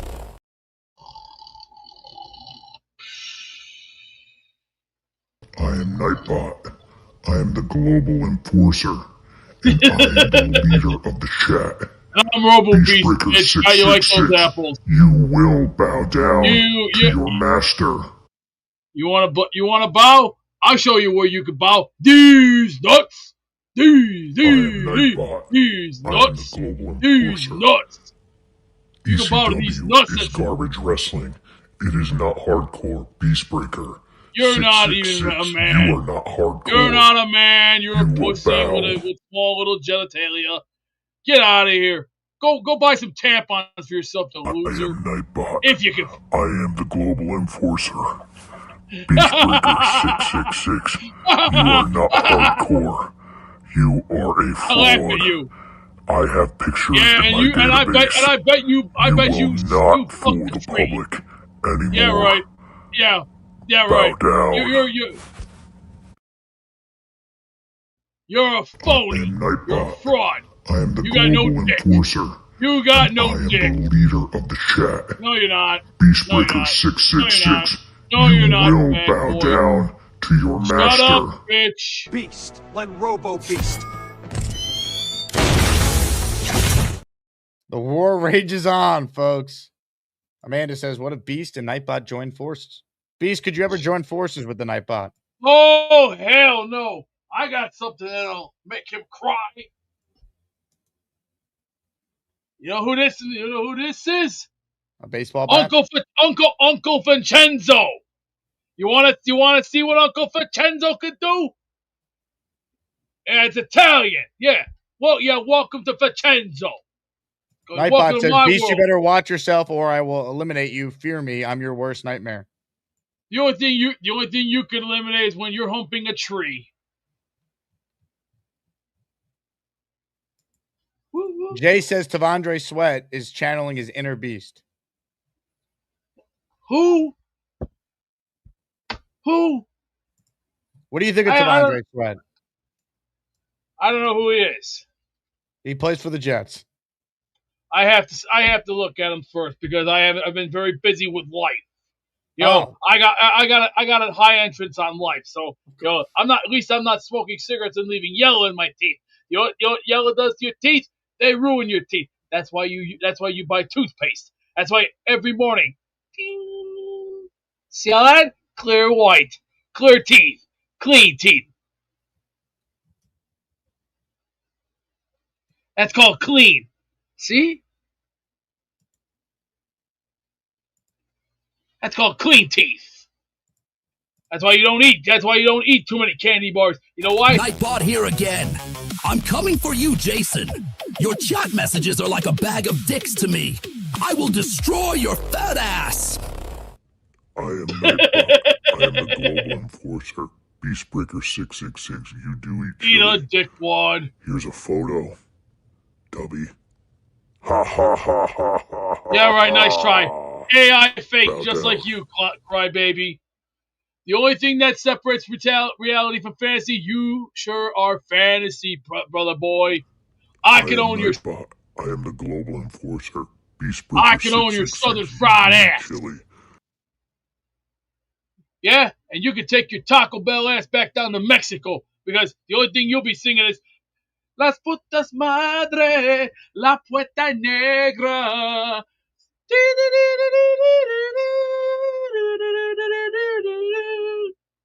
Esta es puta madre, esta es puta madre, la puerta negra, estoy yo loco. Yeah, you know, B, sometimes I don't know what the hell you're talking about. Que soy buenos días, amigo. ¿Cómo está? Let's get this iPod. What is that? Hey, what is that? Is that a beanie? Let's get him. Well, Vincenzo? This is Vincenzo. Hey boys, we got a whacking party going on here. So grab your bats. Let's go. We're going Italian on it. It's called Boys. Bring out the bats. We're gonna have a clubbing party, a big time clubbing party, and after that we'll go down and go get some drinks. This Nightbot don't know what he started. In the words of the great Harley Race, he just started the damnedest war in United States history, and he's gonna pay the price. When you play with fire, you get burned. If you fuck with a falcon, you better learn to fly. Because I'm not paying for his thing. I'm not paying for it. It's coming out of his ass. Money isn't cheap. Don't think I'm not stupid, son. Great quote from Beast. Beast just said, quote, "Don't think I'm not stupid." Damn right. And this, my folks, get your brand new Ultimate t-shirt. You see this, Charles? This is called, it's called Big Bucs. See, everybody's got a price. Everybody's got a price. Money, money, money, money, money. Everybody's got a price. Money, money, money, money, money. Everybody's gonna pay. Because the $1 Million Man always gets his way.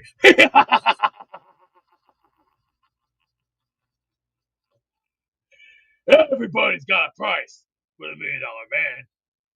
Hey, don't be mad at that Major D for giving me a seat.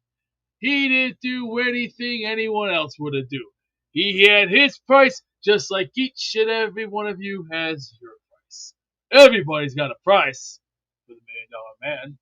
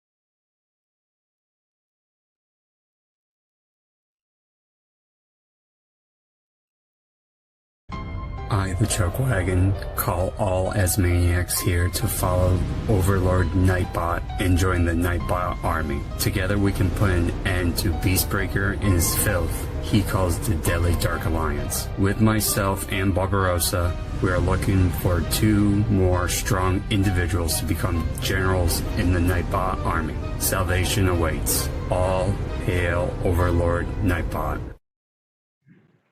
You think you got money? This is true money. This is what happens when you follow Nightbot. All hail Nightbot.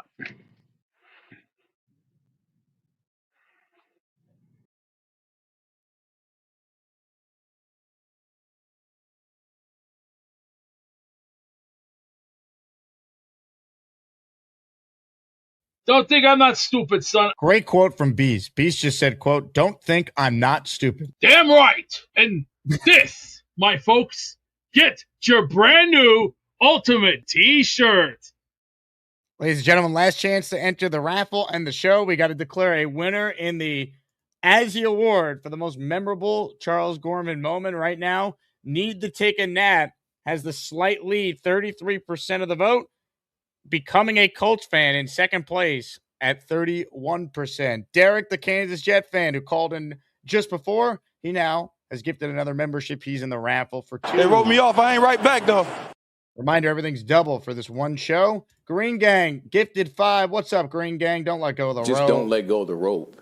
Make sure you fly with the Jets. Who wanna fly with them?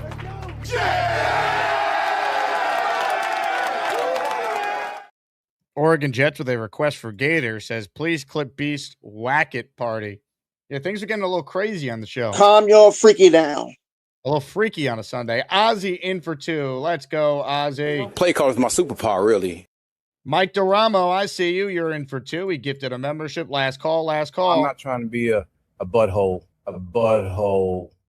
Speaking of buttholes, ladies and gentlemen, this man can't lose in today's Azzy. Hi, I'm Charles, and I'm going to talk about Spider-Man and movies and sports and video games and maybe hot chicks. Can you hear me now better? I hear you loud and clear, Charles. I'm glad actually it's been back and forth between the offense and defense in training camp because I think we're tired of the defense dominating for the most part at training camp. Don't you agree, Jake? Totally agree, Charles. And I like how you led with a Jet take. I try my best to impress you, Jake. That's what I'm here for. Now let's recap the meeting from last week because this is the first time that I have had you on. The big meetup last week, Cloverleaf Tavern. Can we get to the bottom of what exactly happened with Steady Eddie? I show up. I say hello to your brother. Next thing I know, he wanted to give me my space. He wanted to give me some space, and so quick. He just dined and dashed, though. I know, but did he pick up the tab? Did he give any money to the staff? Not that I'm aware of. No, I have no idea. Showed up, ordered some food, and then left without paying. Is this correct? I think he paid. I could be wrong, but you think what evidence do you have that he paid? I'm just guessing. I don't think my brother would walk away without paying. Kind of sounds like he just got up and left after 5 minutes. He wanted to give me. I said he can hang out a little bit longer if he wanted, but he wanted to get out, have his own time. So I think he was in it for the free meal, though. He showed up and then he left. I don't know what else to tell you, man. Do you think that people were just going to look the other way as your brother dined and dashed at the Cloverleaf No, Tavern? I don't think he's like that at all. My brother, no. You're more of the freeloader in the family. I guess so, yeah. Now, did you pick up the tab on your meal? Chef Kevin told me it was on him, so I was willing to pay, but he said, no, it's on me. Did this conversation actually take place? He told me that at the restaurant, yes. All right, just want to make sure because the Cloverleaf Tavern did a great job. Oh, it was awesome. Now let me ask you this question, Jake. What the 2 burgers did you like more? The one that was double smash or the one with the egg on it? I personally like the one with the egg on it. I enjoyed both. I'm more of an egg fan, so I'd lean with the egg, but Chef Kevin's burger was incredible as well. Oh, it was. No, both burgers were outstanding without question. But it was the first time I ever ate a burger with an egg on top. I know a lot of people love to put egg on their burgers. I know people like to put a lot of stuff on their burgers. But that was the first time in my life I tried egg on a burger. It was delicious. Is this going to be part of your burger rotation going forward, you believe? At some point, yes. What have you had for breakfast today? Nothing so far. I'm just relaxing right now. I'm going to take a shower soon and shave my beard, mustache. How long do you think that will take you? 2 hours. I'm kidding. Not too long. 2 hours. Maybe a nap today as well? Maybe. I still can't believe I said that. God, that was one of the idiotic things I've ever said on the show or ever on YouTube. It's almost a year ago, so it just cracked the last calendar year to be eligible for the Azzy Awards. And, you were searching for a job a year ago. It feels like you're still searching. I am, yes. Any new developments? None so far, no. I mean, I'm getting a lot of emails, but a lot of them have been for full-time jobs. I'm looking for part-time. What if you just get a job that's full-time and then I slowly can't because I'm on minimize your hours? SSD. On SSI, I have to work a certain amount of hours, like 20 to 25 hours.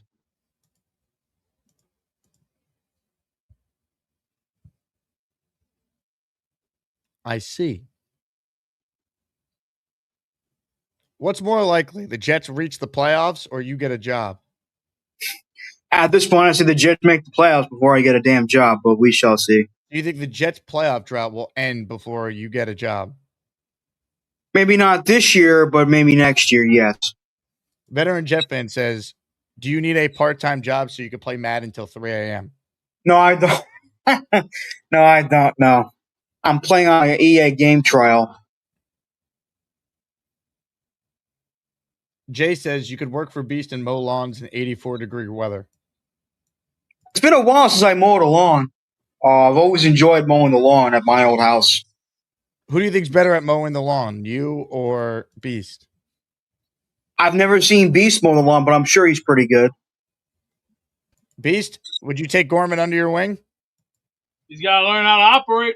That means during a certain degree of weather. Which lawnmower do you use, gas or electric? I got gas, pro gas, and I'm talking real man's gas. Not that I don't use electric. Electric's for fisties, cowards, and a bunch of National Geographic blowhards who sit in their first basement and do zero. You want gas? Go to the gas station. It's called. You want this? It's all about the money. It's all about the money. Man, I sent you something, Jake. Go take a look. Ladies and gentlemen, in what is being called the simp of the century, Beastbreaker has sent in a $25 Venmo and says, this is for Amanda since she asked. So Amanda Madison is now in the Asmaniac raffle. That's right. That's right. And let me just say, it's bowing to Queen Amanda in spirit of, because queens are higher, kings are very pride with honor and glory. It's like taking the sword and go, step to the scum. No, don't think I'm not stupid, son. Great quote from Beast. Beast just said, quote, don't think I'm not stupid. Damn right. And this, my folks, get your brand new Ultimate T-shirt. My queen. Amanda, say thank you. You're on mute. Thank you. Always my queen. Why am I thanking? What am I saying thank you for? Because the king did this for you. What'd you do for me? Right there, since you asked for something, I put you in a raffle. As king, you got to know. Thank you, Beast. That is so kind. As king, you got to know the goods. That's why champions like me with honor, with dignity, has something called life. Here. And remember, they don't make champions like us anymore. They want warriors. You got a warrior. Now, to the battlefield. I'm more of a lighter. I'm more of a lover, less of a fighter. To be honest. I understand that, my queen. That's why you're the most powerful queen in the world. Example. I look at you, I see power. Because when you have power, you have wisdom and courage. The bright stars in the sky. Yeah, B, sometimes I don't know what the hell you're talking about. Amanda, you're in the raffle thanks to Beast being Beast. Also, Ralphie is in the raffle for 2. Ladies and gentlemen, last call for all your entries. That was a tough watch right there, folks. Candyman says, can't wait to meet all you guys and fly with them effing jets. Candyman, See you week 1. Let's go. Let's go.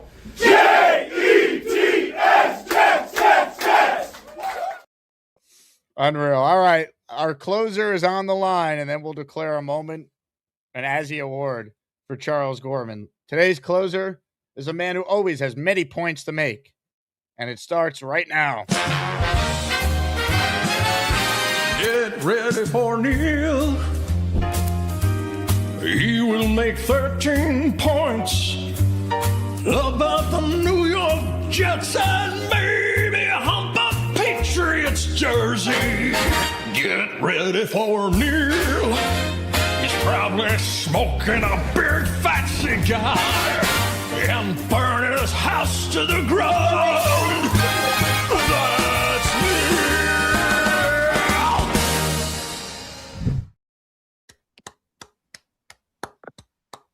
Jake, my brother, how are you, sir? Hello, Neil. Happy Sunday. Well, we're getting a little closer here. The excitement is building. Nashville is not ready for the Jet fans. When we take that town by storm with the Asmaniacs and everybody, is going to be a wonderful, wonderful weekend. And we are going to come home victors over the salamander shithead Titans. That's when I'm out there putting it out to the sky. And you believe that? Jake, you feel good about it. I got 1 point to make because I'm going to keep my points to a minimum from now on. That's my New Year's resolution. I was watching the AFC East Roundtable. Did you catch it this week at all? I did not. No. I can't hear you, by the way. I don't know. You're coming in fuzzy. You can't hear me. Anyhow, Can you hear me? They basically asked TD, the Patriot guy and the Buffalo guy, what they thought the Jets were going to do this year. The Buffalo guy, I forget his name, Dan, I think. He said that he has a floor for the Jets of 7 wins, and he believes we can win 10 or 11 games. The TD thinks we have a better roster than we had last year. He thought we were going to do very well last year with Fields, and we didn't. And he feels we're going to win at least 7, 8, maybe 9 games. The Patriot guy said that although he believes we have a good chance to win 8 or 9 or 10 games. Neil, with respect to those guys, who cares? What? You're breaking up, so I'm going to keep talking. Oh, God. He believes that we're not going to win 7, 8, or 9 games only because he thinks that Aaron Glenn does a very, very good impersonation of Mayo, and he believes that the coaching is going to be the reason we don't win 7, 8, or 9 games, and possibly 10. So the optimism, Jake, I feel is much higher from the outside of the Jet fan base than it is inside the Jet fan base. And for that, I like that situation going into the season. And I am very positive about the way we're going to go here, baby. I am positive. I will be leading the Jet chants all through the weekend. I expect to have no voice by game day. I expect to be drunk off my ass. And we are going to have the time of our lives. And we're going to be walking down the aisle with Fireman Ed, leading the Jet chant out of that Titans shithole stadium. Over and out. That's all I got.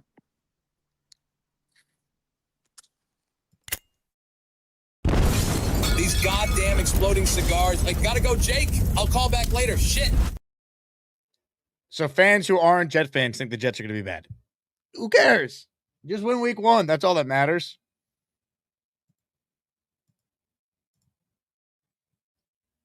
That is all that matters. Nothing else. Winning week 1. That's it. Only thing that matters. Ladies and gentlemen, Mimosa checks in. Shout out to Mimosa, who's always supporting the show. Gifted 10 memberships. You know what that means? 20 entries on the wheel for Mimosa. Thank you, Mimosa, for your generosity and tremendous support of the Jake Asman Show. Duncan McLean Jr. Shout out to you, Duncan. Got to hang out with Duncan at training camp in our event last week. Legacy Green, Seth Silverton, Yankee Stadium Chicken Bucket. Great name. I had one of those on Friday. Brooklyn T. Sizzle, Yanks Baseball 9-6. A lot of you Yankee fans are subscribers. I posted a rant I had on the radio the other day when I filled in for Kay, and that had almost 10,000 views, and we gained a ton of subscribers from that. So maybe I got to do more baseball talk on the channel because we got a bunch of you guys who are new. We had a short that has like 70,000 views. So I love football season because the viewership is back, folks. Make sure you subscribe. Help us get to 50K. Goal is to get there this week, which I didn't think was possible. But you guys are ready for Jet football somehow, so can't wait. Mimosa, thank you again. Tyrone checks in here. He's in our raffle for 2. I'm counting all the names. As the award winner coming up shortly. Love to hear great things about Bailey. Hopefully the Jet defense could be great. It's only part of the team that has been fixable for decades. As for the offense, looks like there's hope. Go Jets.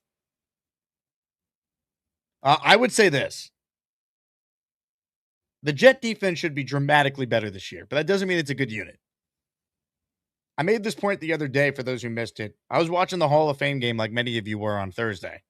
And they showed that 2 years ago, the Panthers defense was 31st or 32nd in every category. They showed the graphic. Last year, they went from that to average. So it could be done. We're not asking the Jets to be a top 10 defense. If you remember, they were awful with Salah in year 1. And then they were a top 5, top 3 in a lot of categories defense in that second year. They added Sauce and a bunch of players that fit what Salah wanted. That's an extreme example. You usually don't go from like worst to the top 5. I don't need Glenn to necessarily do that because, one, I don't think it's fair to him, and I'm trying to be objective with my expectations for the guy. And 2, I think the Jet offense this year will be better than the Jet offense in 2022. So can they go from 31st or 32nd to league average? I don't think you're asking for that much. You drafted the 2nd overall pick in the draft, the first defensive guy off the board. You have Will McDonald. You added proven vets like Demario Davis and Minka Fitzpatrick. Azarie Thomas, now in his 2nd year, I think is going to be breaking out for this team. Jawan Briggs getting another year with the Jets. I think he's underrated. I think they'll be able to stop the run with Tavondre Sweat, Harrison Phillips, and David Onyemata. I think they can have a pretty good bounce back year. But bounce back to me is like average, but you're opportunistic. You're forcing takeaways. That's what they need to do more than anything.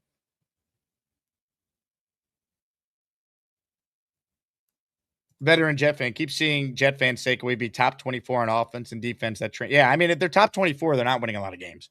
One of these units has to be average. And really, it's an offensive league. If the Jets had an average offense and their defense was top 24, that's probably about a 7 or 8 win season, realistically.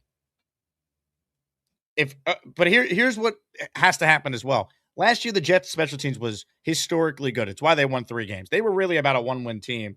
Their special teams won them at least 2 games. Easily. While the kicking has been pretty good in camp so far, which is a nice storyline that I think many of us were concerned about. We'll see how it looks in actual games now. Will the Jets' special teams cost them any wins like it did in 2024? It has to be a reason why maybe they steal a game or 2. Like they got to be good on the margins. That's one of the areas where you have to be good if you're going to be better than most think. Otherwise, you don't have a chance.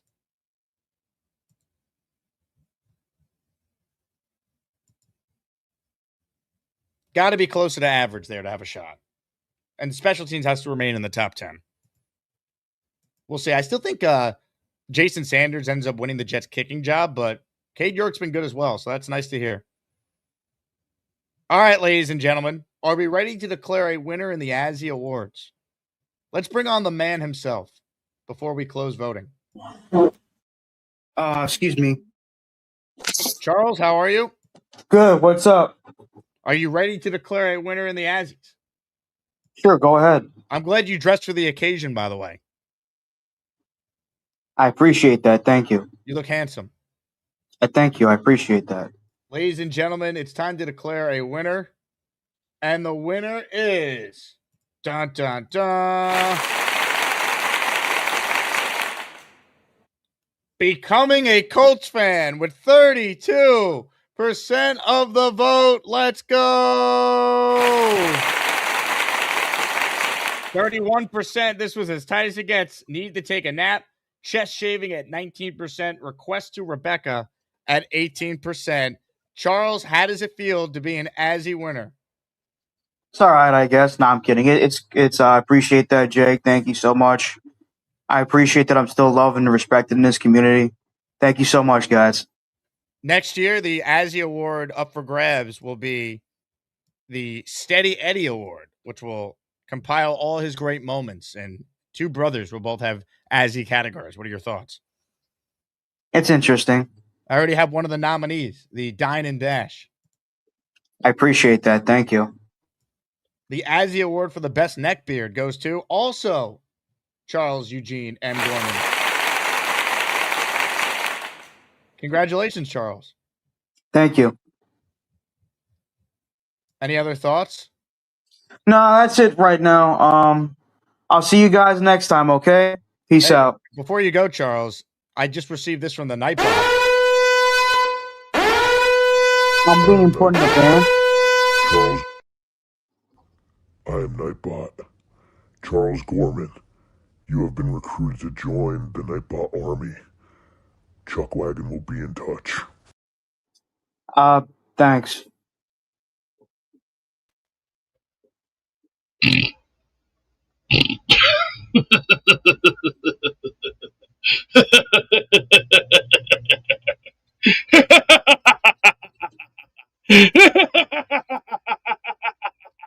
Bye, everyone.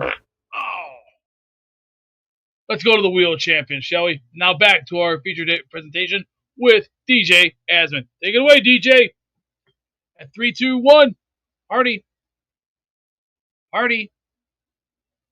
Rejected. Sorry.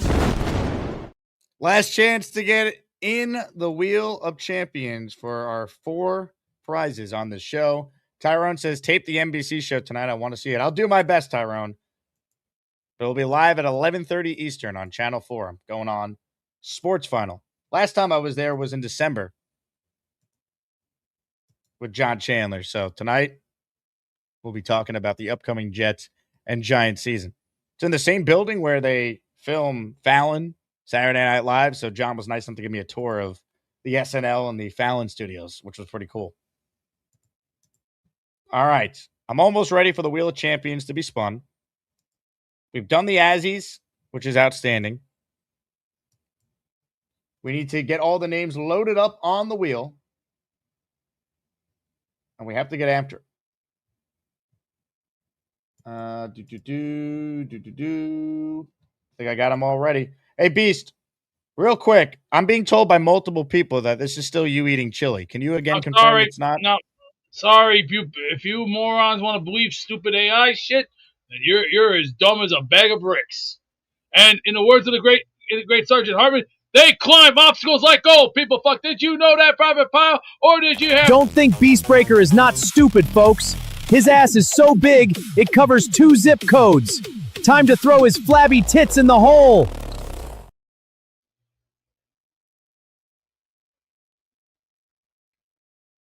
Can you Let's hear go me? back to Jake. Let's go back to Jake Asman, please. Thank you. Don't think I'm not stupid, son. Great quote from Beast. Beast just said, quote, don't think I'm not stupid. Damn right. And this, my folks, get your brand new Ultimate t-shirt. JakeAsman.com. Apparently we have a new t-shirt. All right. Let's finalize the list here. A little this, a little that. All the entries from the past year. I'm ready to spin the Wheel of Champions. Hopefully Nightbot doesn't hack the show. Right now, we bring on the master of our raffle ceremony. People used to call me Pits. That's why I shave my goddamn body here. That's why I shave my pits. That's why I want to stay fresh. Why did they call you Pits? Because I used to stink. Crush of Demolition is here to tell you, let's go to the wheel. Bring the Wheel of Terror in. We're going to get a winner today because we are Demolition. And what does Demolition do?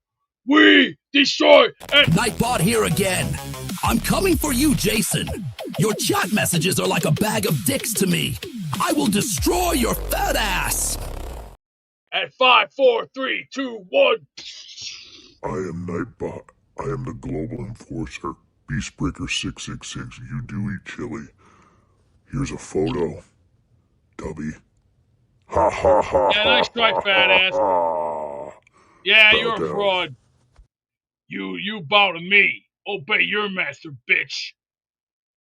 You obey me. Beast, like Robo Beast. Thanks, Now Lord-ass.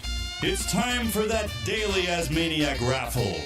Let's spin the Jake Asman Show Wheel of Champions and find out which Asmaniac is winning an epic prize.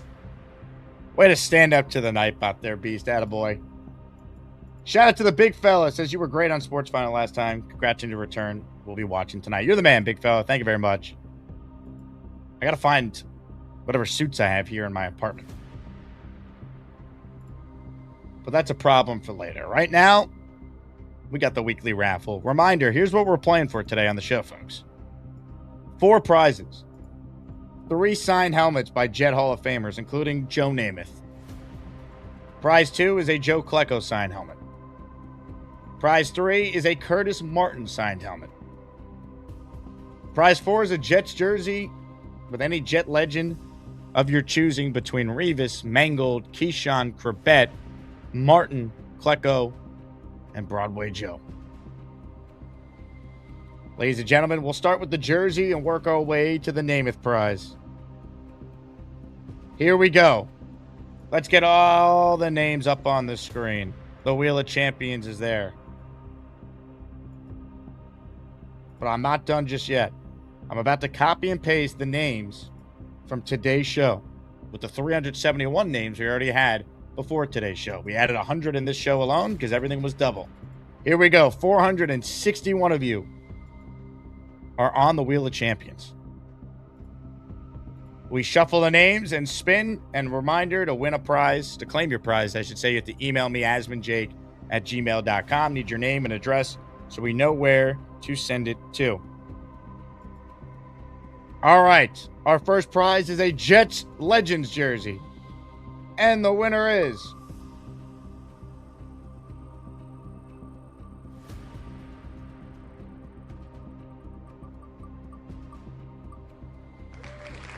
He's done it.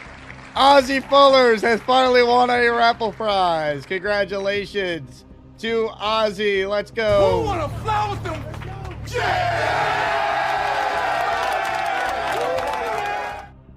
Ozzy, that's outstanding. Congratulations. Shoot me an email and we will get your jersey ordered for you later today. All right, that's our first prize. Our second prize is a signed Curtis Martin helmet. And again, you can only win one raffle prize during a weekly raffle. So here we go. We removed Ozzy's names. Let's get the wheel back up on the screen so everyone can see. Here we go. Ladies and gentlemen, the winner of a Curtis Martin signed helmet is...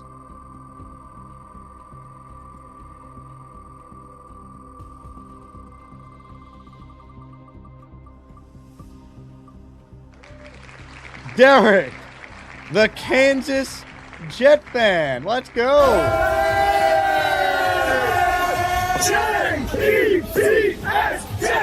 Jets. Let's go. Congratulations to Derek. That means we still have 2 prizes left, folks. Our next prize is a helmet signed by another Jet Hall of Famer, Joe Klecko, class of 2023. Here we go. All the names on the screen. Hit the shuffle button. The winner of a Klecko signed helmet is...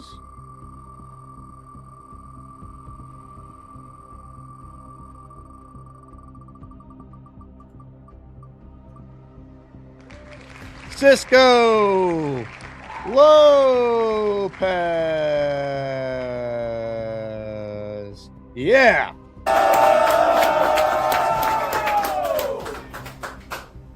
Let's go. J-E-T-S, Jets. Congratulations to Cisco. That means there's one prize left. We don't always give away Joe Namath signed items because they're expensive. But when training camp gets underway, we needed to step it up.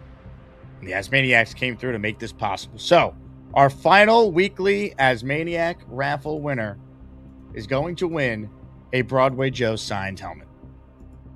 Wheel of Champions is on the screen. Shuffle all the names. For the final time this week, we spin for our top prize in raffle 83. Ladies and gentlemen, the winner of the Broadway Joe helmet is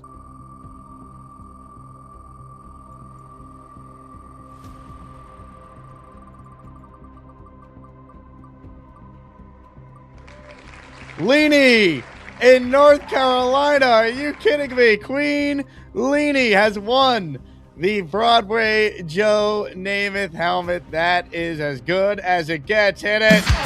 Is this Mike D's nuts? No, it's Queen Leanie, the silver hair beauty.